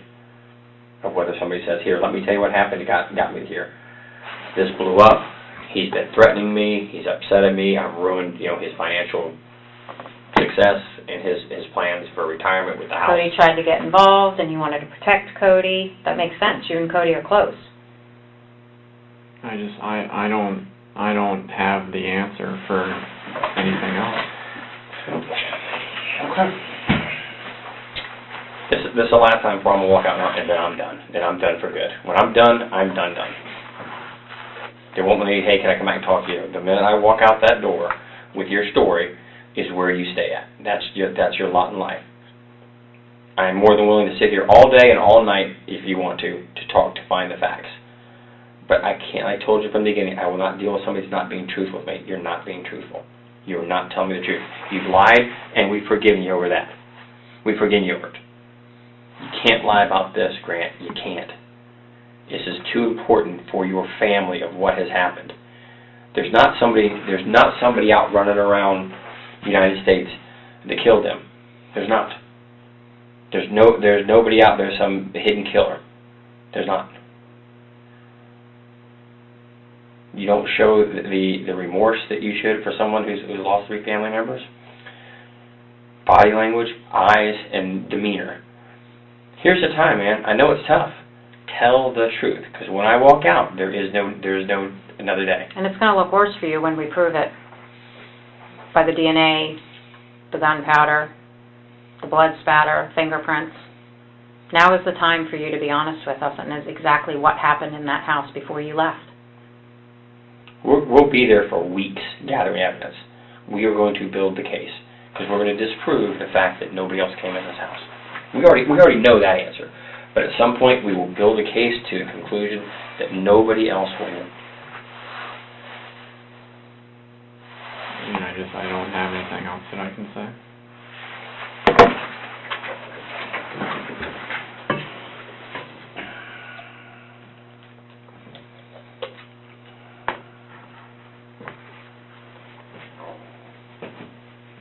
My brother even said the same thing of when all this financial stuff was happening, why I couldn't show sadness towards it. And I just don't know.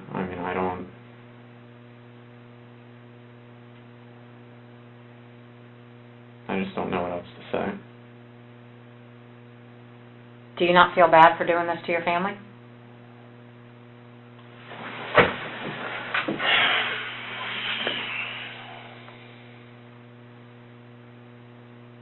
I don't know. You don't know what? You don't know if you feel bad for doing this to your family?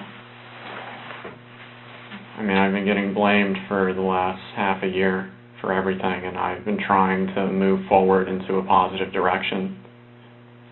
And then every day I'm reminded of all the trouble that I had caused. And then I keep being told the same thing over and over again, but there's nothing that I can do to change it. Do you regret doing this to each one of your family members? I didn't do that to each one of them. Who did? Who has such an axe to grind with your family that they shot him twice in the head, him in the head, and her? Who has it? Here, you sit in my seat for a minute. Sit in my seat. Get out of it. Here. Sit right here. Come here. Sit right here. Get out of that seat. Sit right there for me. Sit on it. Look at it. Look at it from our side. Look at it from our side. Think of it from the way we look at it. Independent. What are we here for? One thing. The blindfolded ladies with justice. Justice is all we're here for. Justice. Look at it. Who has a motive? Who has a motive to hurt your family? You could say Jason, but we already know what Jason was. I can account for every bit of Jason's activity. Every bit of it. Jason gave a statement. What's the first thing we looked at? Is Jason telling the truth? Can we verify what he told us? And in quick succession, we did. He said I was XXXXS. And he went, yep, he sure was. And we know exactly when Cody left work. And know when Cody got home. And know when Cody stopped answering his phone. And know when bills were paid. And knows when vehicles left. And know when phones tagged hotspots. Know it all. Know every bit of it. Now it's time for you to admit to what you know. Because you're saying, I didn't do something, I don't know something. It's an easy thing to say to yourself, but you can't say it to us. Because facts and evidence don't lie. I've done everything I can do to get to the bottom and the truth. And we're not getting there. But I promise you down at some point, the facts will get there. And then you're going to ask, hey, can I talk to you and tell you what happened? And the answer is no. After we walk out of the room, like I said, it's done. There is not a second chance. There's one time to make a first impression. You heard that one before? This is it. I believe you're not a bad guy. I do. I believe you want to tell us what happened. And there's a reason this got so bad. There's a reason. That's all I'm saying.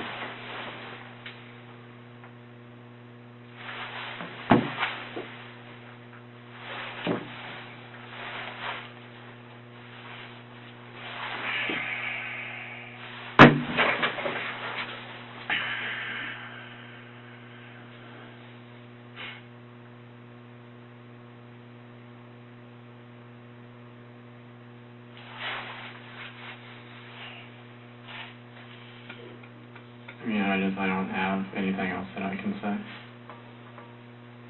I mean, I don't have the answers. That you can say or want to say? That I can say. I mean, I don't know. I know from sitting over here what it looks like. I mean, it's just like when I was accused of the whole grand theft thing. And then it's, everything from security cameras and all this other stuff for saying this, that, and the other, but then there's nothing that showed that I had done anything wrong. And I don't know what else I can say.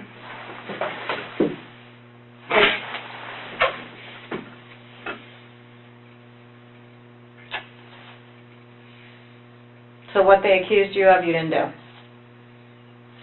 The grand theft thing? Mm-hmm. Right.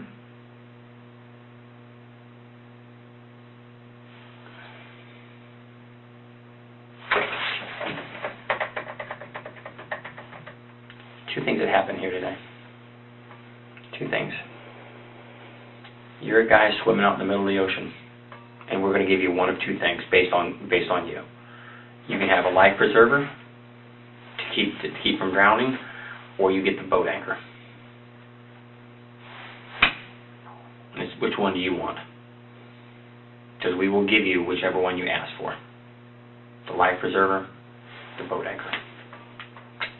I want the life preserver, but I've said everything that I can. You want it, and I believe you do, but you have not said everything you can say. Be careful of locking yourself into something, because just like this, you've locked yourself into, I was down on Fort Christmas. That's where me and Cody met, which we've proven to be a lie. We already knew that. We already knew that wasn't true. But I'm going to let you say it. I'm going to let you say what you want to about being honest in here. And at some point, we will pick that apart of why you're not honest and what physical evidence shows to be. What physical evidence shows to be.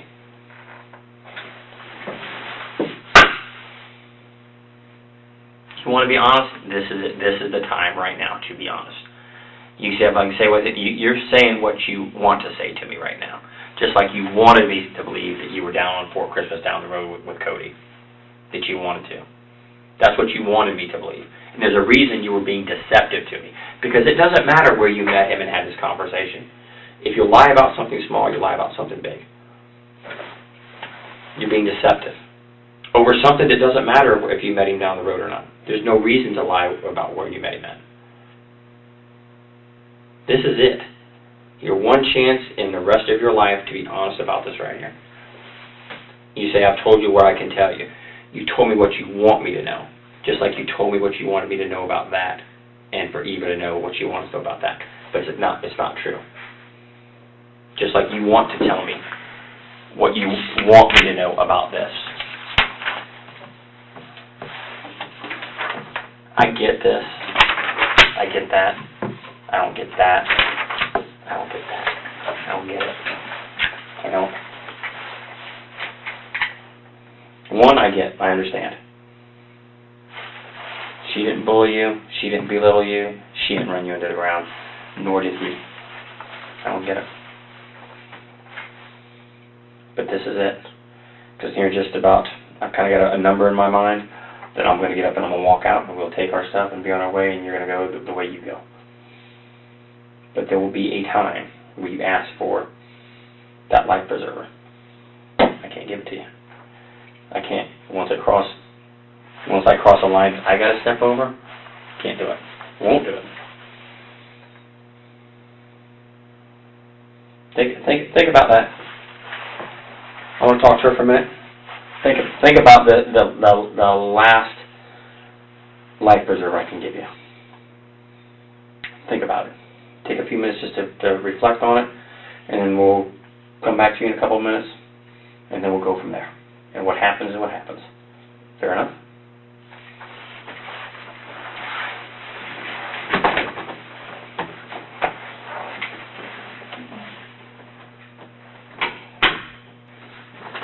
You alright, Graham? Okay. Need some food, some water? You good to stay for a while longer? You okay?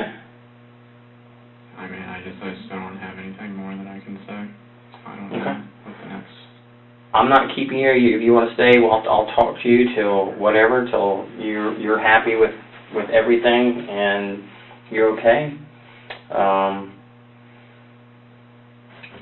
You're not detained. You're not being kept here. You're here willingly. Remember we talked about that? You're still, look at me. You're still here voluntarily. I'm not detaining you. I'm not keeping you here.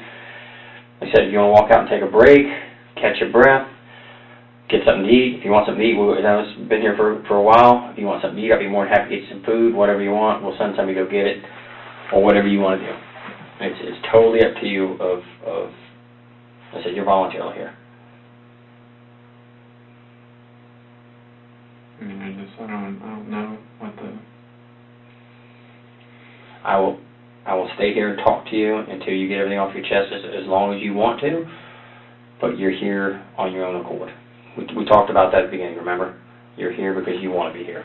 You wanted to come up here. You had no problem coming. You're here. So, you don't want to be here, you don't have to be here. I don't want to be here anymore. Okay. Give me a minute, we'll get you out of here.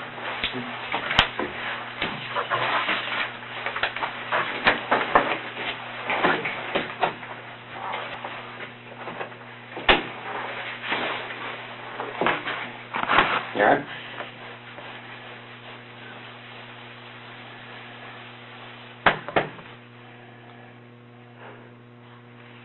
You have somewhere you want to go? Me too, we can put you up in a room for the night. I know things are tough for you. I was just going to go back to the hotel. I don't think you're going to be able to get back into that room. But if you want, we can put you up somewhere for the night. I mean, yeah. Where you want to go? You got somewhere you want to go? I don't know where I can go. Got a certain area you want to go to? A friend? So we don't mind putting you up in a hotel for the night.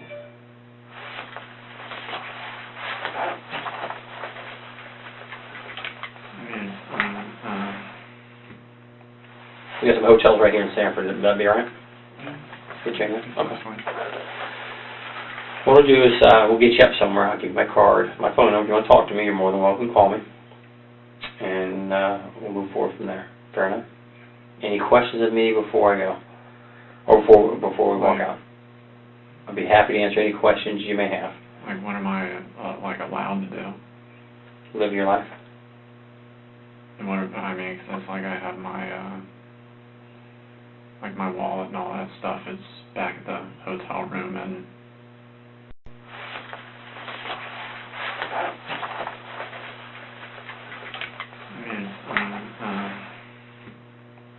we got some hotels right here in Sanford. That'd be all right? Get you in there? Okay. What we'll do is we'll get you up somewhere. I'll give you my card, my phone number. If you want to talk to me, you're more than welcome to call me. And we'll move forward from there. Fair enough? Any questions of me before I go? Or before we walk out? I'd be happy to answer any questions you may have. Like, what am I, allowed to do? Live your life. And what, I mean, 'cause it's like I have my, my wallet and all that stuff is back at the hotel room, and cell phone and all that stuff. What? That's probably going to remain with us.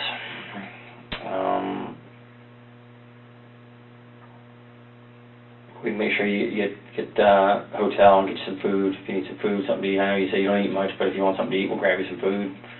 Grab you something to drink. Okay. So.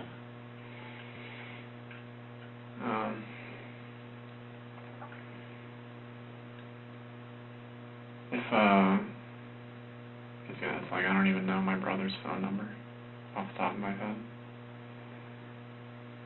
Well, we've got his phone. We've got everybody's phone. Jason. Oh, Jason? No, I don't have his. I don't know his number. We can get in touch with Jason and tell him where you're at. Yeah, I mean, I guess if you could do that, like just wherever I'm staying or whatever, if he, I don't know. I don't know. Yeah, I understand, man. I do.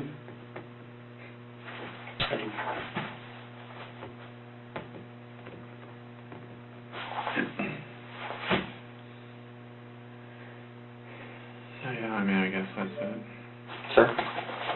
Yeah, we're just trying to figure out, well, you're going to hang tight. Like I said, try to figure out a place to get you to a, place to stay for the night. We're just working on that right and figure out what we can get you to. You good? You good? Like I said, you're free to go, but we're going to get you to a hotel, somewhere here in Sanford that you can stay at for the night. Just trying to find an arrangement for that and see who's got availability. Yes, sir. Water, Coke, anything? I messed up my water, but... All right, bud. Give me a few minutes and we'll get you out here, bud. Okay. All right, Jason's on his way. He'll be here shortly, okay? Okay. Need anything? You good? No, I'm alright. All right, bud. Bathroom? You sure you need bathroom? Anything? Yeah, I guess I can see you. Yeah, come on. We'll walk out the bathroom. I gotta go with you just because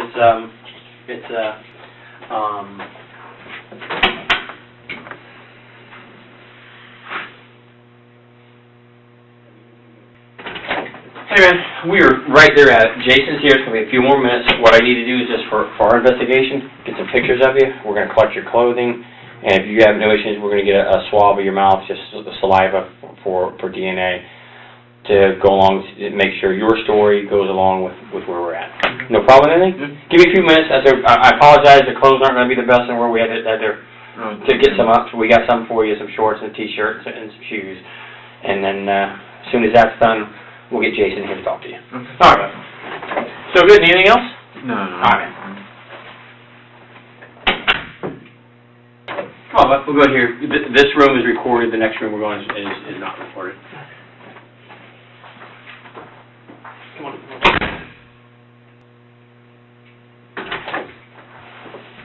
seat on the other side for me? I'm gonna go grab Jason. Okay.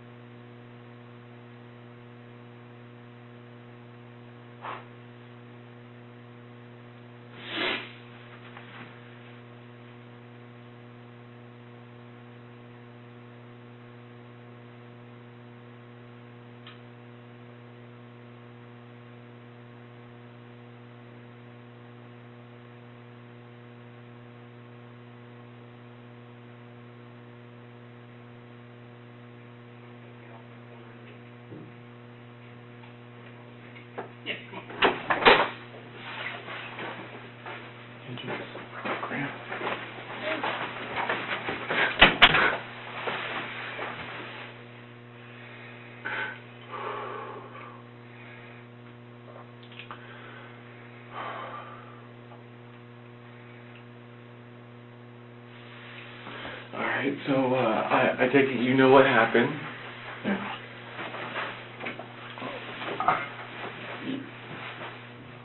I'm going to ask you plain out, you are not part of it anyway. No. When's the last time you saw everybody? I left the house between like midnight and like 12:30. On Thursday night? So Friday morning? Thursday going into Friday. Why? That's when you went to a hotel? No, the first night I stayed just in the Publix parking lot by the Tractor Supply. Okay. And why did you leave though? it's because Dad had kicked me out Thursday because I was still talking to the woman that had caused everything, and I was using Mom's cell phone to do that with her knowledge, but not Cody or Dad's. So then Dad found out somehow, and that was one of the things that he had said would lead to my being removed from the premises. So he forced you, he basically told you had to leave? Yeah.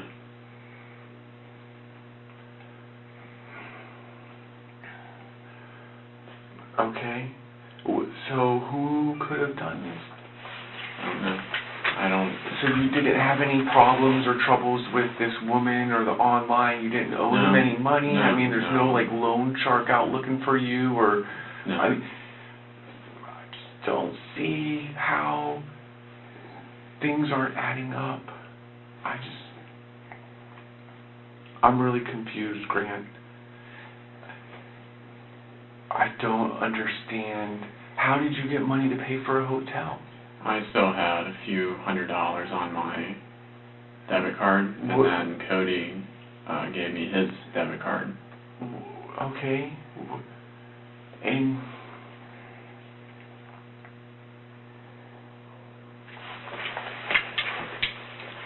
I don't know. I want to believe you, Grant, but you're the last person that I could put in that house. And I know what happened over the last 6 months. I can understand the troubles that you've gone through, but it's hard for me to think that you would break to this point. Mm-hmm. But who else can I blame? How are we going to find out who did this? I don't know. I don't have the answers. So what are your intentions? Do you understand what we have to do now? If you're not the person that did it, we have months of stuff that we have to take care of from our dead parents. Months. Months. You know how much stuff is in that house? We have to go through it all.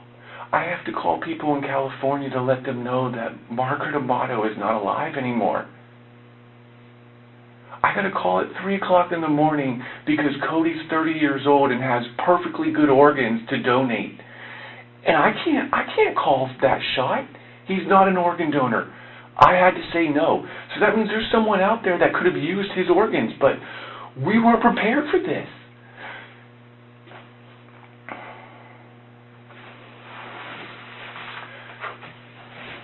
I love you more than anything in this world, just like I loved Cody, Grant, and Dad. I know Dad was an asshole. I know Cody was an asshole. But they were our family, and they would have never done anything to hurt us. Mm-hmm. The shit you did, you could have been in jail. You would have been in jail for years. I know. And they covered it up for you. I have a feeling the FBI is already involved because no matter how much Dad can overcome the money laundering, that's money that was moved. Just because they gave it to you as a gift, you can't just claim gifts as income. The FBI wants to know what the fuck is money being moved in that amount.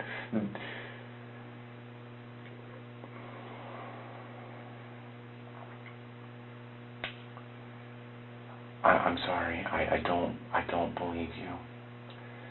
And I probably will have resentment for the rest of my life, whether you did it or you didn't do it, but I need closure. I need to know what happened to my mother, my father, and my brother Cody. Because I wasn't there to fucking help. And that hurts me. That hurts me a lot, man. I may not have been able to stop you. You probably may have hurt me too. But at least I would have known what happened. And now I'm in fucking who knows what now. I am lost. And it scares me that you want to leave here and not face what happened. Because you're putting my life at risk then. You're putting Donna's life at risk, Grandma's life. How do we know what you're going to do?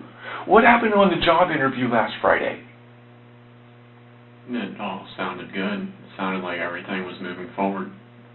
And then I was supposed to hear something on Tuesday or Thursday of this coming week. And? Nothing? It was just on Friday. It was last Friday, so it's been a little over a week. No, it was just this Friday. That's not possible. Friday was yesterday. Yeah. So you're telling me you had a job interview yesterday, but you got kicked out Thursday night? Right. I had to get my suit and everything and put it into the car. Okay.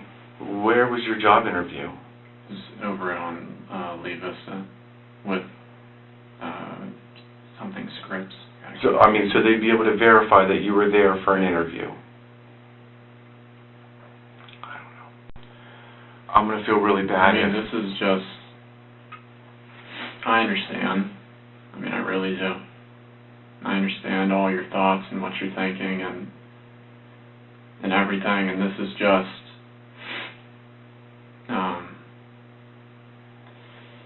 I know what I did to everybody over the months and everything like that. I know you did. And I know that you know the hell of dealing with it every single day when you're trying to move forward. Yep. Dad, Cody, and all that stuff. Yep, and I understand it was probably harder for you because you lived in the house. I had the option of getting out, which gave me the ability to not have to deal with it on a daily basis. I understand the mental struggles you went through with Cody and Dad's relationship, you and Dad's relationship, everybody's relationship in the family. You know how smart everybody is in the family when it comes to medical information. And that's what scares me even more about you. If you didn't do it, then you have to know that someone else did it. There is no way that there were people out there looking for our parents or brother. They had to have been looking for you. There's no way that Mom, Dad, or Cody owed anybody money, had anybody looking for them because of something that they did. No, I don't think that it's some money shark or monger or somebody like that. Right, because nothing was stolen from the house. Right. So, like, people that are looking to compensate for financial obligations would have taken TVs, computers, jewelry, monetarily things. Right. From what I've been advised, that is not the situation. So that leaves that the people were murdered for the reason that they were in the way of getting to something else. I don't understand why it happened. I was taking my steps forward despite everything that I was supposed to do, that I was supposed to be doing. The slip-up was still communicating with the woman, but... What were you allowed to take when Dad kicked you out? Obviously your card. Basically my possessions, my cell phone, my iPad, my Surface, some clothes. Weapons? I don't have any weapons. So there's going to be no weapons in the hotel that you No. were at last night? No weapons in the car? No. No weapons buried on the property? No.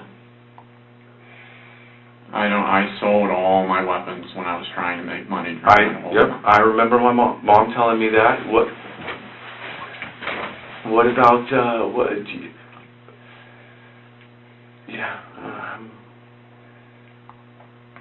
I don't know what else to say, but I'm scared for you and I'm scared for myself, and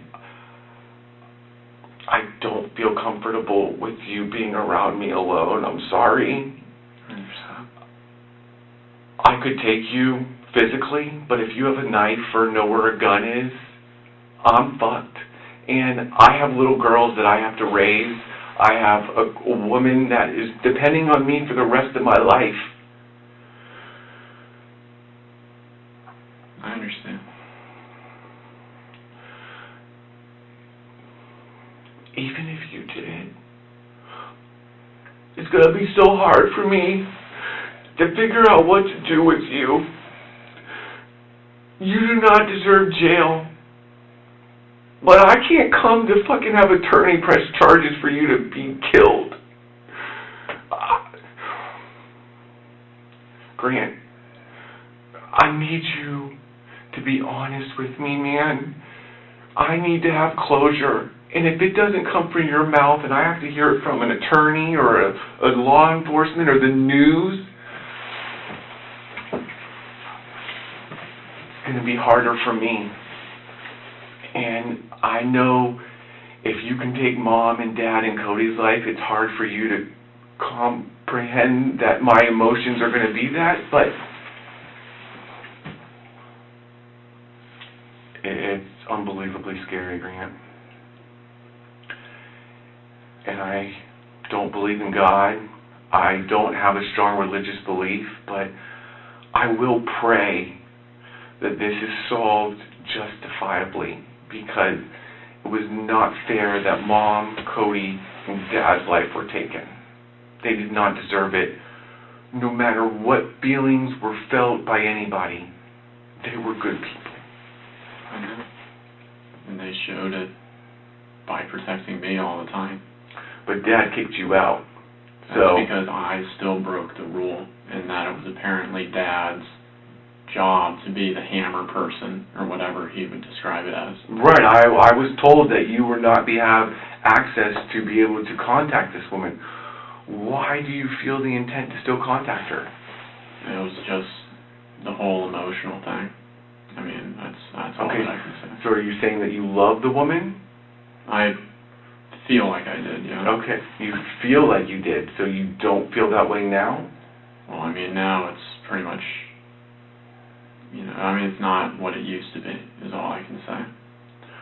Because she's aware of what has happened in the last several months. Right. So why do you feel the need to still contact her? I don't know. I mean, I don't know. A part anymore from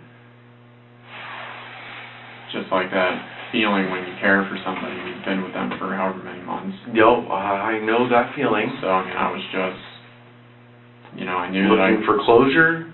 To some degree, yeah, and I knew that I could never do any of the money stuff anymore. Okay. So I guess that was like... It hurt, right? Well, yeah. Yeah, because you can't carry that persona that you carried before. But the crazy part is, you're still the same person. You are still Grant Amato that I grew up with for 17 years, that I played with, that we hid shit from Dad so that we didn't get in trouble. Who covered those grenades? Mom. Right.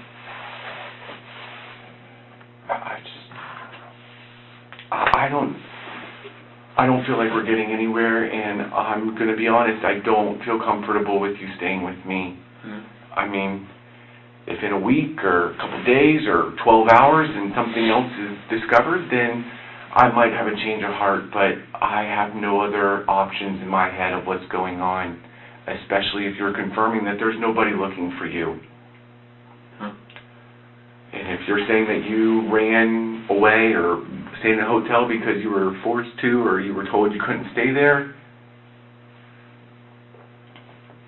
I don't live there, so I have no proof. The only people that live there are dead, so they can't say anything. But the morgue called me this morning, so I have to make decisions for Mom, Cody, and Dad in the next couple days. So just letting you know that I'll be making those decisions, because until I'm given verifiable information that you did not do it, I don't think you have the right to make that decision. You already made the decision on whether or not they can live or not. That's not your job. Alright, I'm ready. I do love you, though. Just remember that. Just like Mom, Cody, and Dad loved you. Nobody loved you any more or any less.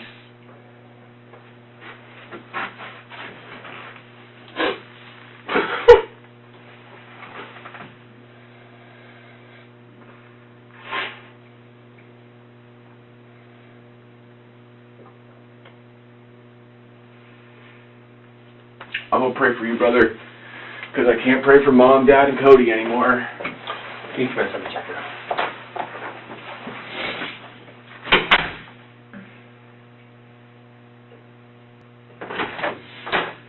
You have anything else you need to talk about before we let you go? Because now's your time. You know that. Like Danny said, once you're out of here, there's no coming back from this. We're giving you every opportunity to tell us what happened in that home that you have not told us. So you're aware that when you leave here, you're not going to have any chance to redeem yourself and tell us the truth after the fact. I understand. And you're okay with that. You can live with yourself knowing that you're not going to tell us the truth. I've said what I can say. Okay.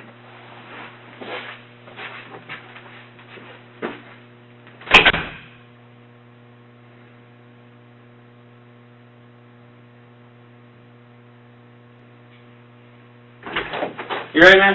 Yeah. Question for you real quick. You don't want to hurt yourself. No. You don't want to hurt anybody else. No. No suicidal thoughts. No. Okay, come on, bud.